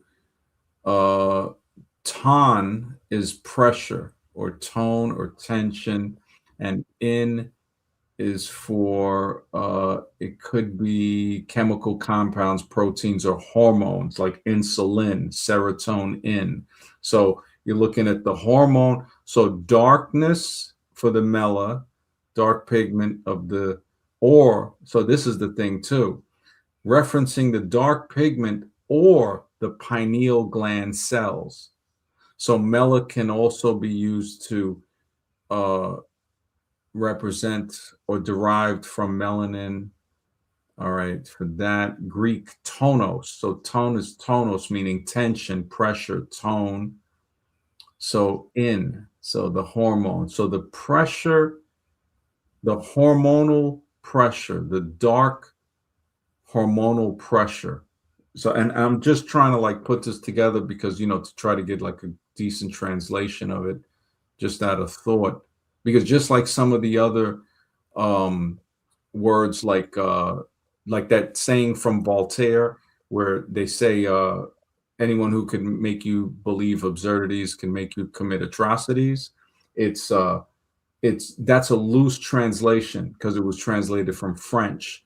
When you really look into it, it's like more like the law. If the law can get you to believe something absurd, the law can get you to commit something atrocious, something like that. And that's still kind of loose, but it's better than what they attribute, the original saying. Like it's more translated. Timbo says they use peptides like melatonin and melatonin 2 to get darker without going in the sun. They found it has they found out it has sexual side effects, but with nausea. So they modified it and made PT141 peptide. Wow, wow. So melatonin has the ability, melatonin 2, to get darker without the sun. This is like amazing, man. Yeah. So there's definitely, uh, I guess, with them modifying that, because melatonin is a hormone and melanin is a pigment. That's what I would say is the biggest difference, but there has to be some type of relation as well with those two. Yeah. I don't know if that's a good enough definition. Yeah, that's gonna be dark in like 10 years or so with the pharmacogenomics and the peptides. I think they work on your mitochondria or something like that. It's pretty weird. Yeah, yeah. I mean, when you look at the melanin, it's a big. It's not even a mystery. I want to say it's a big mystery, but it's really not. It's just the fact that we have this albino template in every type of person. You can find it in every population. If Scribe even said that there's a population of natives that have an albino tribe in Panama, and so it makes you wonder, like, and this is why, another reason why I'm saying, okay, if I speculate, maybe it is the original template of humans or one of the middle way templates, because what if original humans weren't even, you know, weren't even albino? What if they were clear? What if the skin was bioluminescent, like the deeper sea creatures? And then, maybe we were grown in water, because when you look at the blubber around our skin, it's more closer to a sea mammal than a land mammal. So, like the way a dolphin or a porpoise or killer whale has that softness to the skin, when you touch it, it's like blubber on the outside, and they breathe air and they give birth to live young. So they they milk their young too. So they have all of these similarities. And when you look at us, water, there is some type of link there. One lady, she's an evolutionist. She wrote a book back in the 60s, I think, called The Aquatic Ape, because she was saying that the missing link has something to do with water and us. Now, she was totally off because she's an evolution zombie, but when you look at that, you say, well, okay, this part of your research might have some validity, because there is something with the water and us. Maybe we were grown in tanks. And this is what makes me think. I had a theory I told Scribe months ago with the AI. I said, what if some type of creatures created high-tech robots or androids and birthing tanks? So they have the genetic material of all life, especially humans, and we were grown in these birthing tanks, like they talk about in the Brave New World. And now you can you can genetically produce the human population. And when there's a cataclysm, or what some would call a reset or something, and this underground lab or something has to go into lockdown and we're stuck on the surface, we maintain with the hunter-gatherer mechanism, which is not where we come from. It's a fail-safe mechanism. And to back that up scientifically, I tell people, if shit got destroyed now, what would we go back to? Hunter-gathering. And all the people that could smelt metal, they're all dead. So now we're left with a population of people that are going to survive the only way they can, which is hunter-gathering, and probably more so gathering than hunting, because just eating the wrong animals, even if you cook it, can is not good, especially pork, with all the parasites and stuff. If you undercook that any little bit, it's like, a death sentence almost. So it's just better not to eat it, because why even chance it? Same thing with shellfish. And then it makes you wonder why in some religious books it says don't eat pork, don't eat shellfish. I think the Bible says don't eat shellfish and stuff like that. They contain too many parasites, too many chances to get sick from eating something like that. So better to stick with simple foods. And I guess, the cow, the goat, the grains and stuff, which again, we don't even know what we're supposed to eat. We're like an animal or a creation that has no instruction manual. Right. And this again brings so much mysteries. I think it's fascinating because we're trying to find the truth out.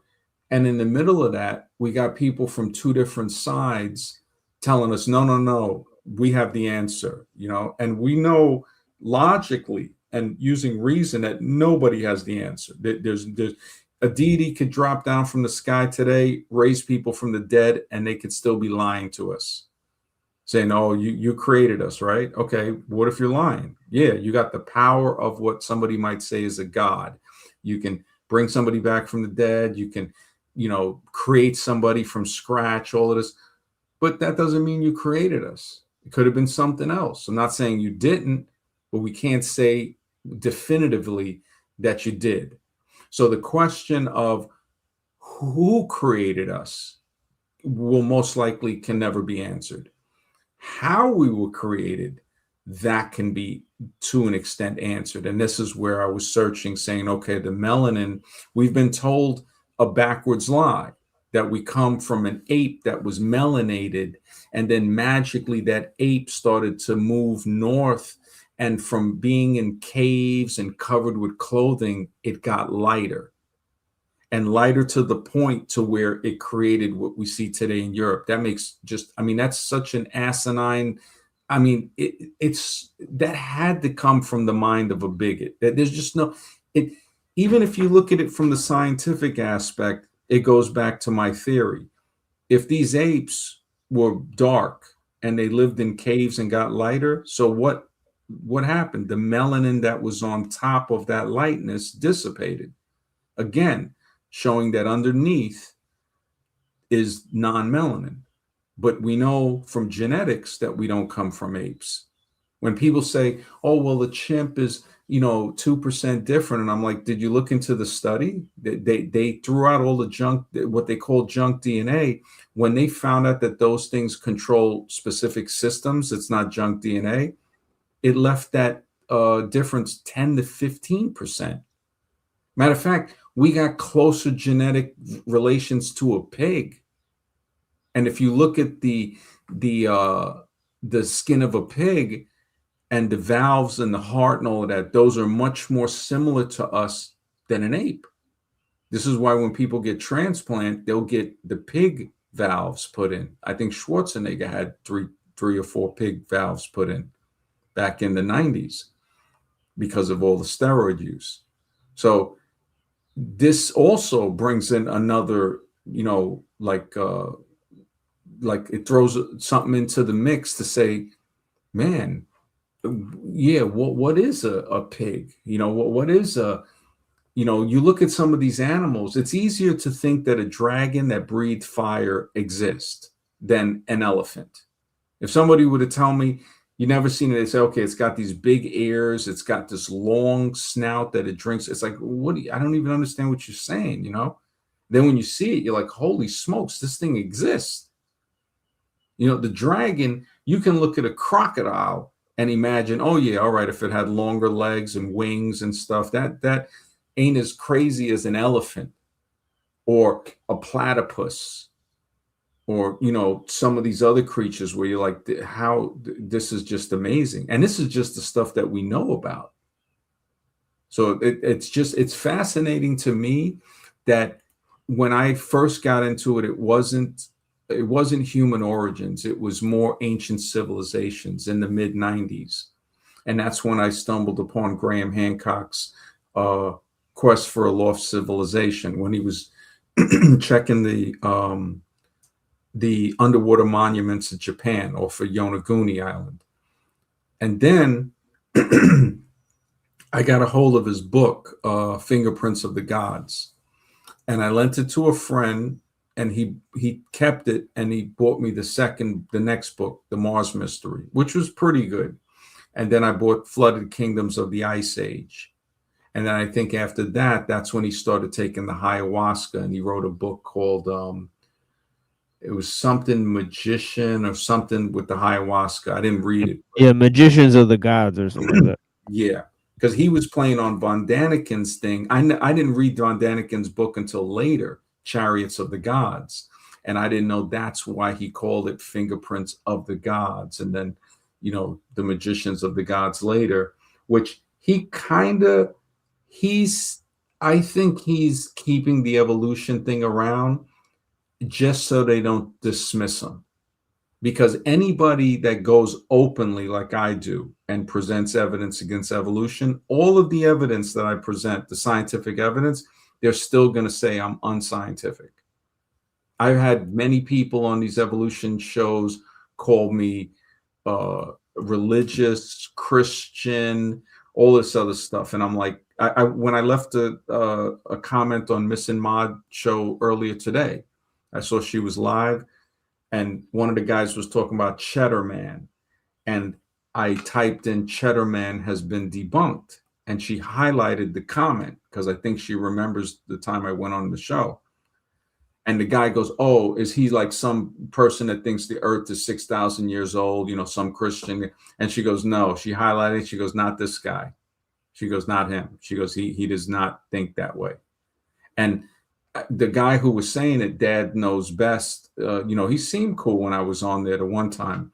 And his other friend, they don't realize it's like they are, I don't know if they got like, you know, butt pirated in the church or whatever, but I noticed a lot of these people have like an animosity, a hatred toward religion, toward whether it's Christian, Catholic, Islam, Hindu, whatever, but anything to deal with something more than humans that could have created humans, they are deathly afraid of that.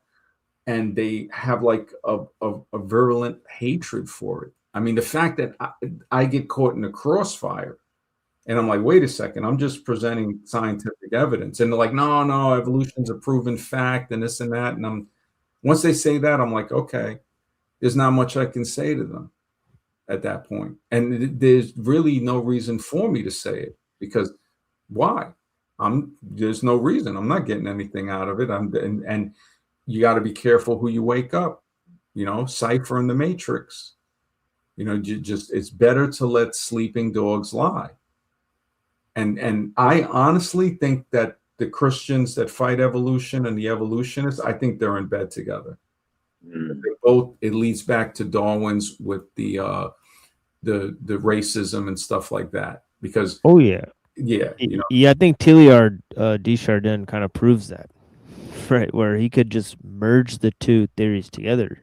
mm-hmm. And I think also this whole idea of the New Jerusalem, right, it plays its role, because the whole idea of scientific utopia and eugenics is basically linked, right? So they had that idea. This was one of the goals of the scientists and the transhumanists, Yeah. right?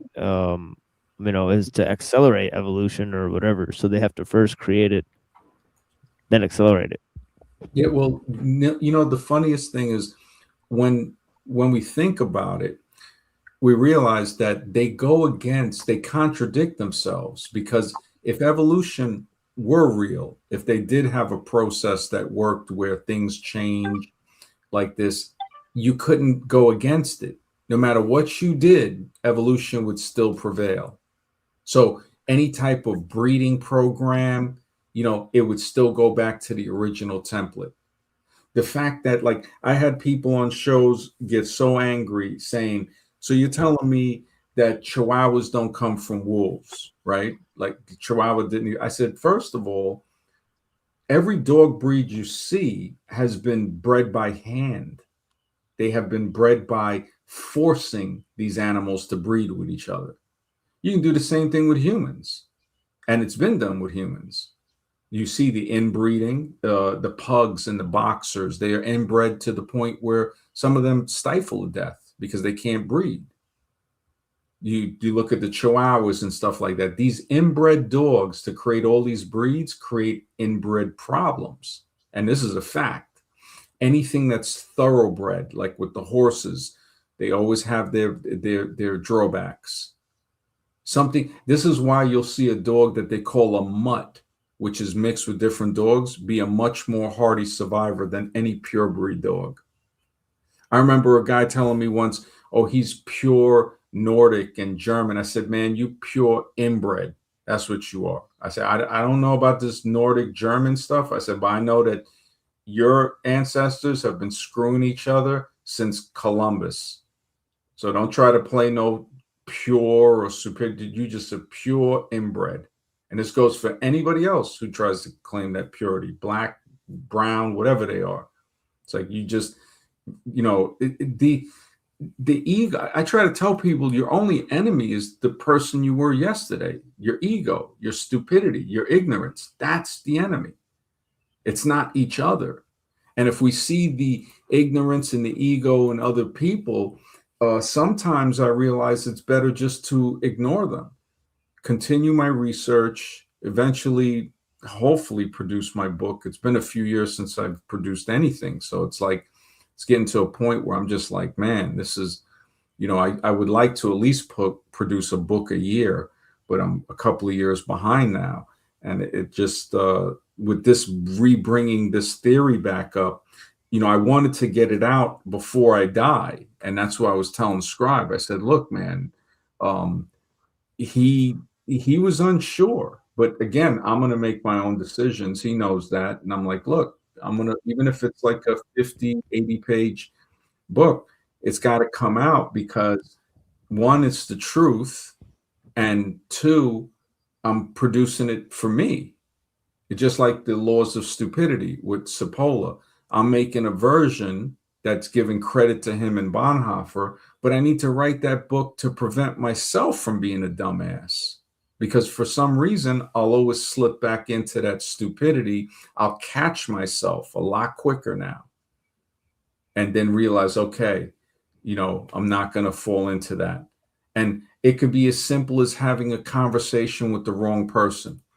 So like some of the people that pop up and they, try to say, oh, if I say anything about like how the country with propaganda, they get on their, racist high horse. And it's like, I just realized, like, okay, I shouldn't be talking with this person. I have to realize that. And it's nothing about thinking I'm better or whatever than somebody. It's about saying, look, that person has a dirty mind. It's rotten, it's disgusting, and they're a horrible monster. And I don't want to get dirty. I can have a dirty mind too. So I'm trying to keep myself clean and my thoughts and everything to where I can think and deduce and, think about stuff. And this person is an idiot.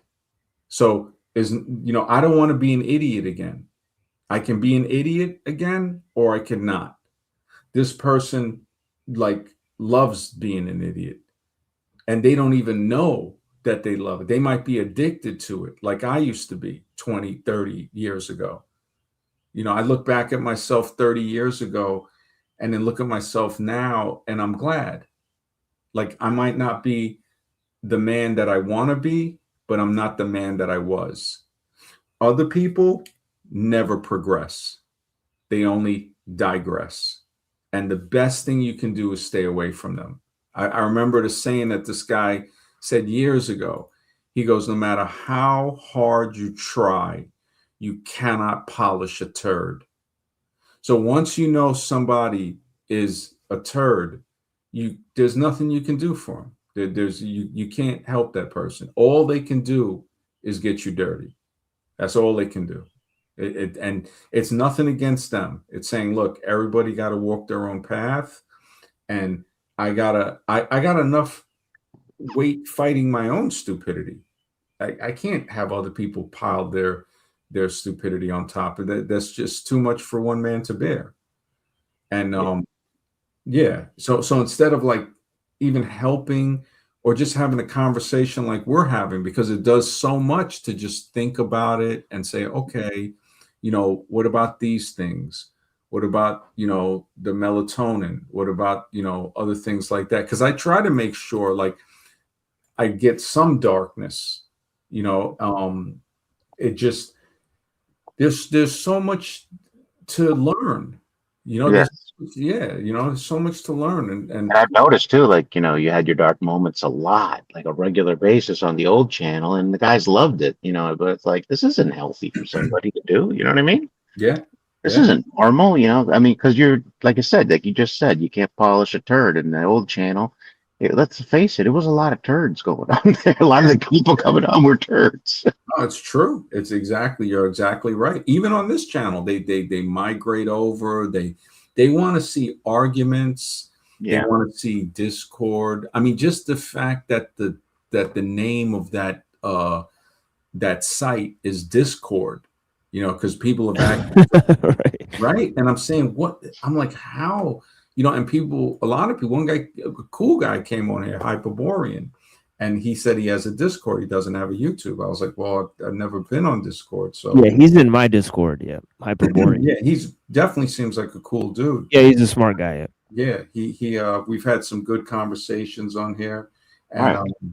yeah, it just, I don't, Discord, I would say, well, why would they call it that? I'm like, and I've heard a lot of people argue on there and all of that. Well, it's very easy to facilitate conversations behind people's backs on that thing. I think that is really what it is, because you form a group, and anyone in that group could go behind your back and talk to another person in the group, right? So it's like creating like a secret communication chamber that also involves you. It's like, why would anybody want that? Wow. It's the definition of Discord, creating Right. Discord. Yeah. Wow. Because Scribe was telling me when I was telling him, complaining about StreamYard, and he goes, well, if you could, people host it with Discord, like you could do a YouTube channel where you're not using StreamYard, you're using Discord, but you got to use it in conjunction, I think, with OBS. And he goes, you could do a lot more. You can customize. And I said, for sake of simplicity, I'll just keep StreamYard. I'll pay the money. It just, I said, but I hear what you're saying, that you'd be able to, I guess, share pictures and all type of stuff. But And correct me if I'm wrong, MD. I don't think you want to go off on people like in the old days. I don't think that's really your goal anyway, right? yeah, no. I'm at the point where I don't even want to argue with them. Like, I was on a show last month. I just happened to see it live, and it was a Gen X. They said something about Gen X. I said, all right, let me hop on. And I forgot what the guys, it was a mixed crew. They had like a black guy, a black girl, and maybe 3 white guys. And I went on, and I noticed the guy, he was getting on a lot of stuff with Middle East. And he was saying the J thing.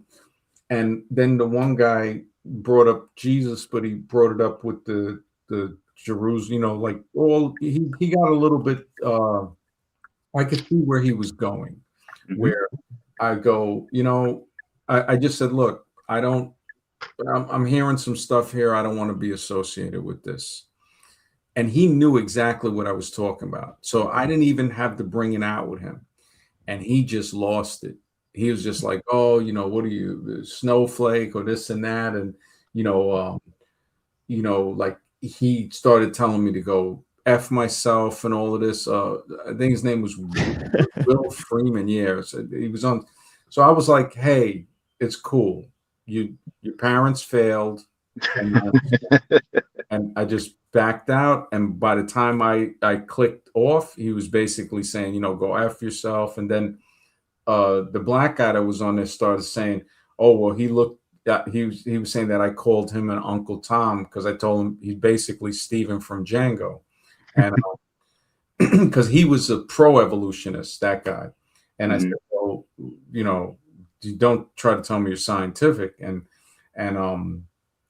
yeah, so they wasn't a warm reception. Like they were cool at first. The host had went somewhere for a couple of minutes, and then when I left, he came back and he goes, well, "What happened?" And then there was another one I went on. I think it was Confluence or something. I went on his a few times, but the last time I went on, he had this one guy on there, and I forgot what came up.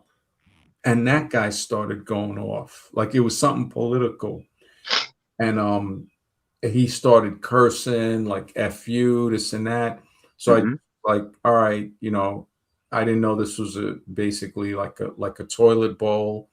And I backed away. And then, they kept saying stuff for like another couple minutes. I was like, great, And really it was more about learning, saying, look, I got too much respect for myself, which sometimes I don't. That's the only way I can disrespect you. And ethics, he reminded me of that. It's like, look, you can't disrespect somebody. You can't throw a piece of paper on the ground if you respect yourself. You won't litter. You won't, and he's got a good point. It starts with self-respect. I do believe there's times where the wicked have to be punished. If you can't even tolerate them, because if you tolerate them, they get worse. Yeah. Like Leo Tolstoy pointed out.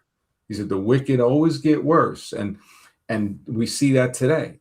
I mean, the fact that when I said earlier, if you can go back in time and you could predict something in the future, like I remember somebody had a picture of O.J. Simpson and Bruce Jenner back in like the late 70s. Oh, wow. And with Howard Cosell. He was interviewing, like you see one of them on each side of Howard Cosell. And he goes, imagine, because that picture was in the late 70s. You go forward, OJ's a murderer, Bruce Jenner's a woman. He goes, could you predicted that? There's no way. So like when I look at the presidency, I'm like, yeah, even though Reagan or none of these guys I think were good, who would have predicted you got, a PDF file and a hooker as, the president and his wife. And I mean, all of them. When I look at Marla Maples, Marla Maples don't look like a chick. Neither does the other one, Ivanka. And, it just, I could be wrong, but I would look at it as a positive, what you experienced on the Discord, because it shows you the zombie machine is real. The way these people can't control themselves. No, people want to, they don't want to grow. No. Yeah, it just it reiterates your theory. You know what I mean? It proves your theory correct about the zombie machine, and people don't want to change. It just proves it. Yeah. I mean, just the Machine Lies name. I love that. I mean, the way he's got it there, it's like, the machine lies. It's true. It's a statement that's real. And, even that, you'll see people that are so zombified, they might try to attack him on his name. So what do you mean the machine lies? It's like they love the machine, and yeah, I've gotten tons of it. Where they will vigorously defend technology and say that we can control all the technology and so on and so forth. They'll say that the machine can't lie because it's programmed and so on and so forth. And so they'll try to attack me with tons of stuff. And of course I have tons of replies. Yeah, man. I tell you, it's the more people I run into, especially on the internet, the more like asylum it Yeah. seems. It's just straight jacket city. And even in regular society, like when I see people, I don't say much to them because I realize that mental illness is rampant everywhere. Yes. Yes. I don't know. It's like Bonhoeffer was right when he said, against stupidity, we are defenseless. And I think about that. I struggle with it a little, but then I realize he has a very good point. Not only are we defenseless against stupidity of somebody that isn't stupid falling into it, we're defenseless against it with ourselves. The only possible way, I even like said, okay, let me ask AI a few questions, even though I don't like using it a lot, but it is good for research and stuff. It is. And it made a good point. It said, if you're looking for a defense against stupidity, you're going to be disappointed. Wow.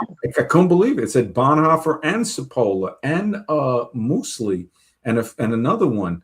All were like, look, if you're dealing with somebody and they give a indication that they're stupid, back away right away and cut your losses and leave. But you will never win. You're going to take a loss. So if you got to deal, and I realized working with the guy construction years ago that it happened because no matter what we did, like one time he put in, the tile floor and then there was a crowbar and he knocked it. And I said to myself, I said, I better lay this on the floor because this guy, he had a knack of doing stuff like that. He knocked it over, it cracked the tile. I said, man, you just put this floor in. Now we got to repair this tile here. He just, everything, even though he did a good job, something like that would happen.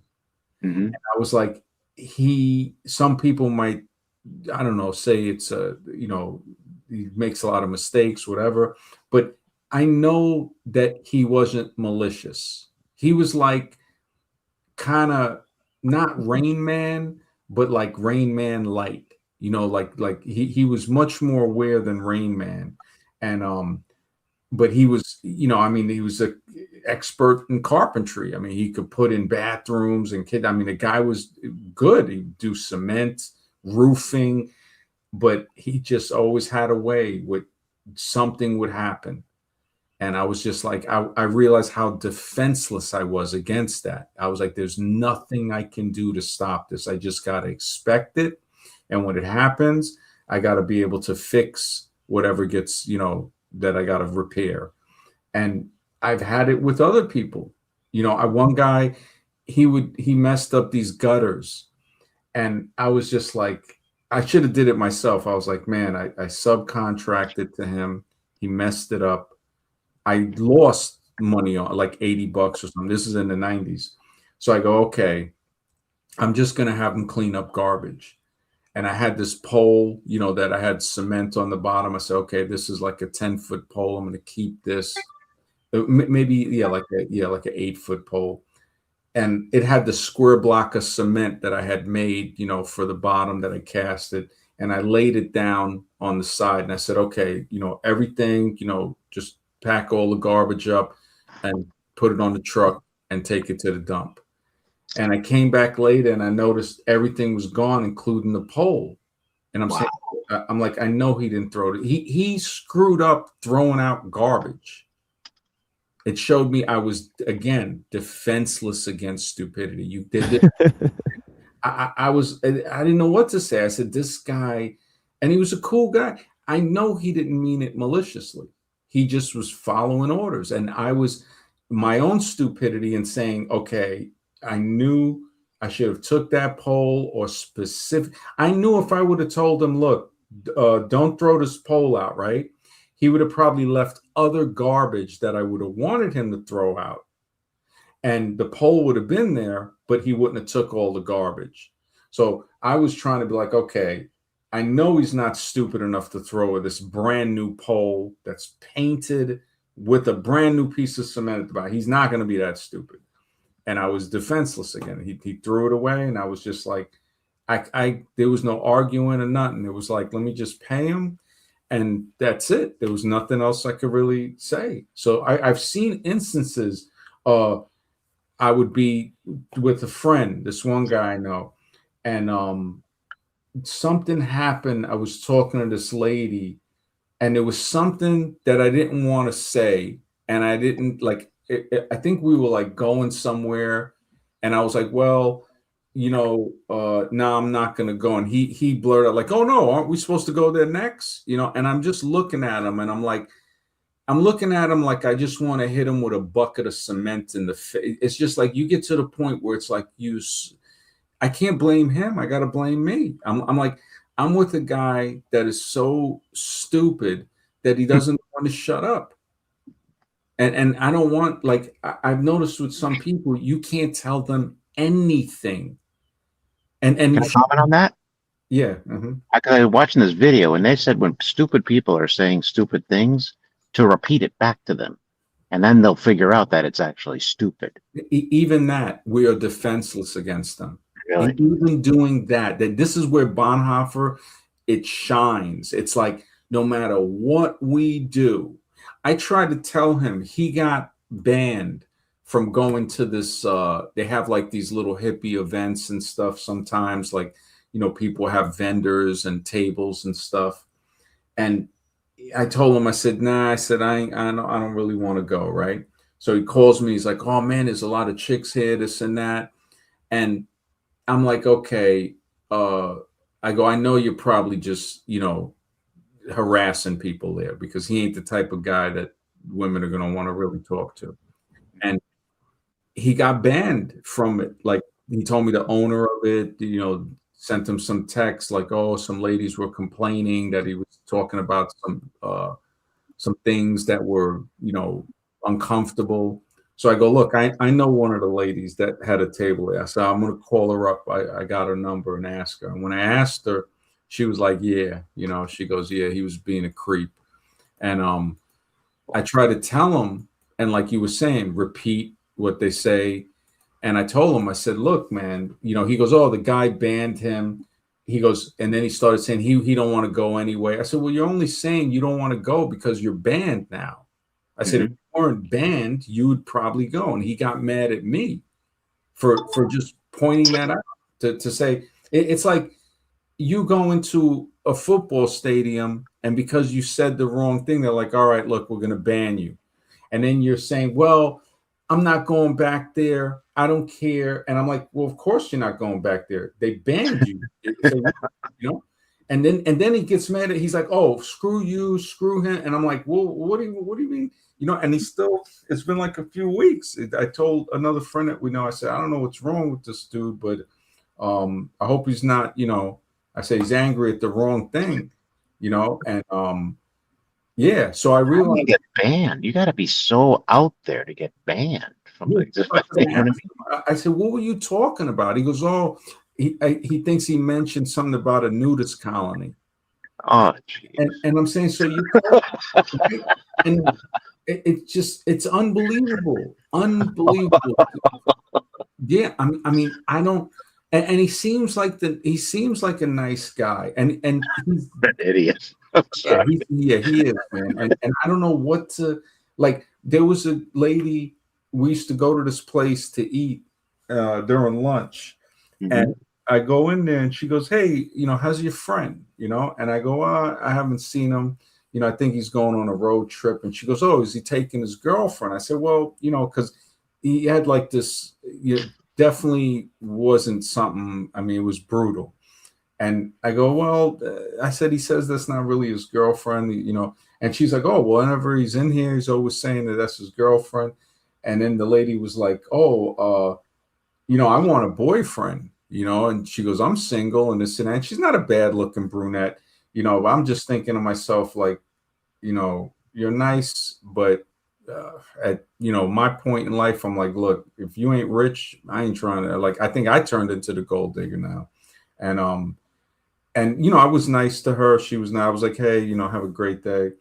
And when I explained to him, this is when we were still talking.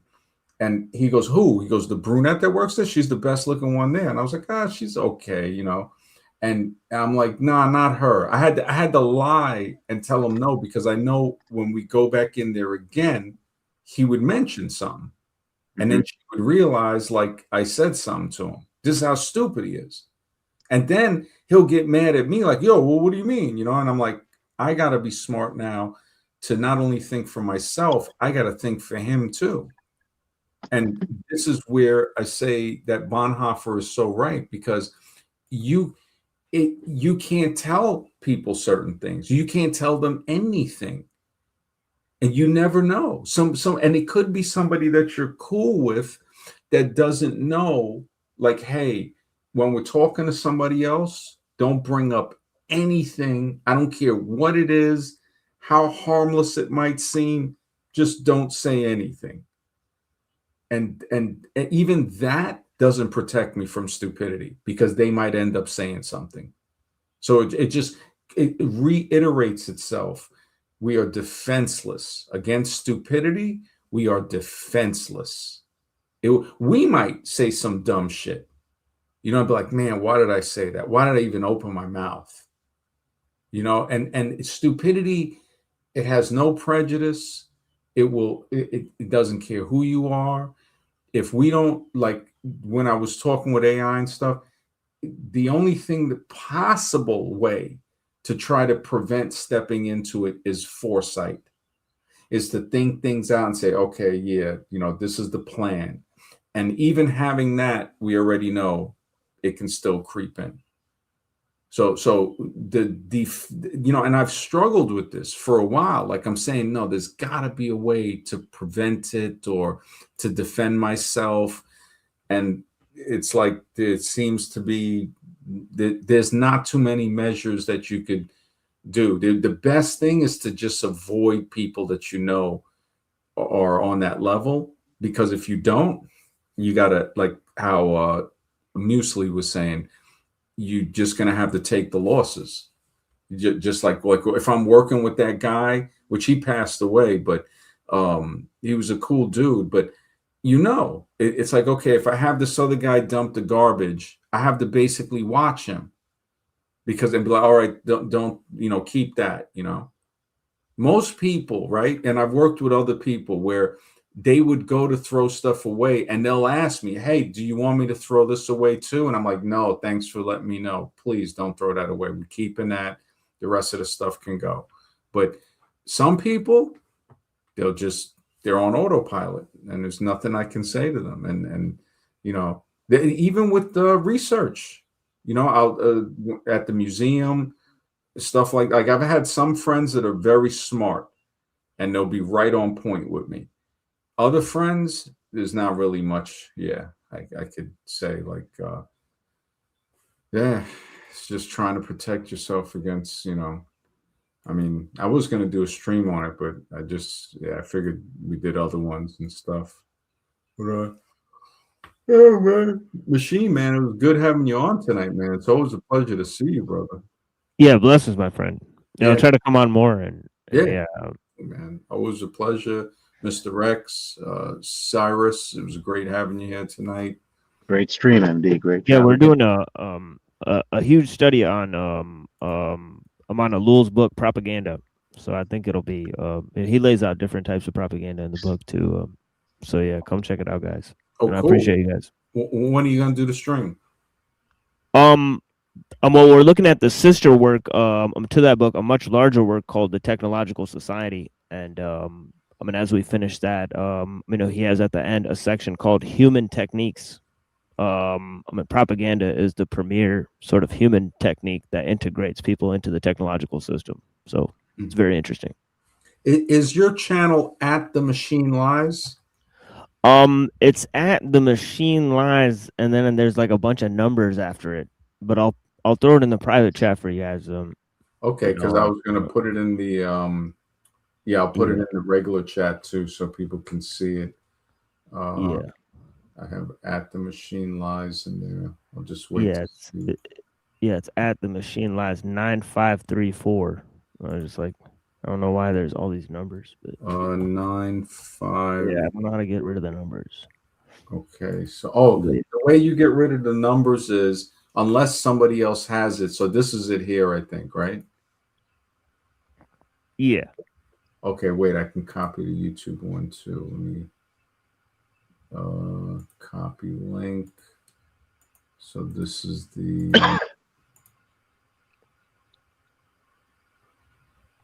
yeah. So this is the yeah.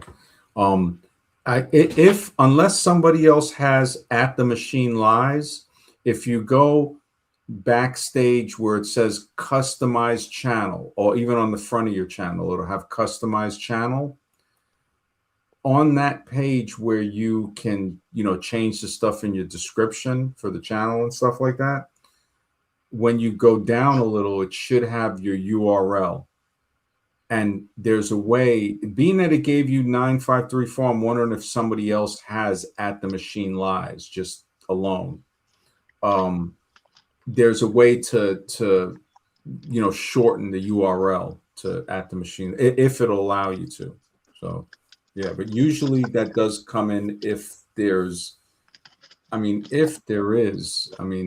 you'd have to check it, to see, but that's how you get those. Or you can either get the numbers off 9534 and you can put something like 007, something easier to remember. So like At the Machine Lies 000, something easier than 9534. Right. Or 777, something like that, But if you really want to change that. But yeah, this is the channel, so I'll remember. You don't know what day, right? It could be any day. No, it's always Tuesday. I'm on Wednesday and Saturday at 9:15 p.m. Eastern. So it's always scheduled for me. Yeah.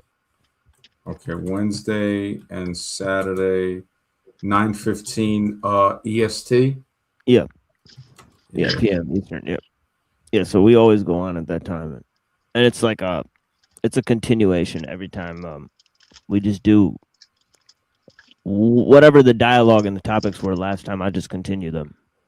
Okay. And it's usually a bunch of books and materials that have to do with it. Mm-hmm. All right. Yeah, that sounds cool. Wednesday, Saturday, 9:15. Yeah, I'll see what's up, man. Even if I could hop on, because I try to stream every day over here. Like sometimes it'll be after 10 or 11, but I'll definitely try to hop on for like an hour or something, or maybe just if I stream in the day, I could just hop on and hang out with you. Yeah, of course. Yeah, that might be better. Yeah, you guys are always welcome. I appreciate the discussions here. Definitely way better than a lot of channels I've seen on the internet. So, like one of the top ones on YouTube right now that I'm looking at is this one. So definitely. Oh, cool. Huge man. props. Appreciate that, man. Thank you so much. We'll definitely talk soon. I'll try Wednesday. Thank you guys for coming on. I thank everybody in the chat. Peace, homies. Yeah, take care and have a good night, man. Peace. Have a great night.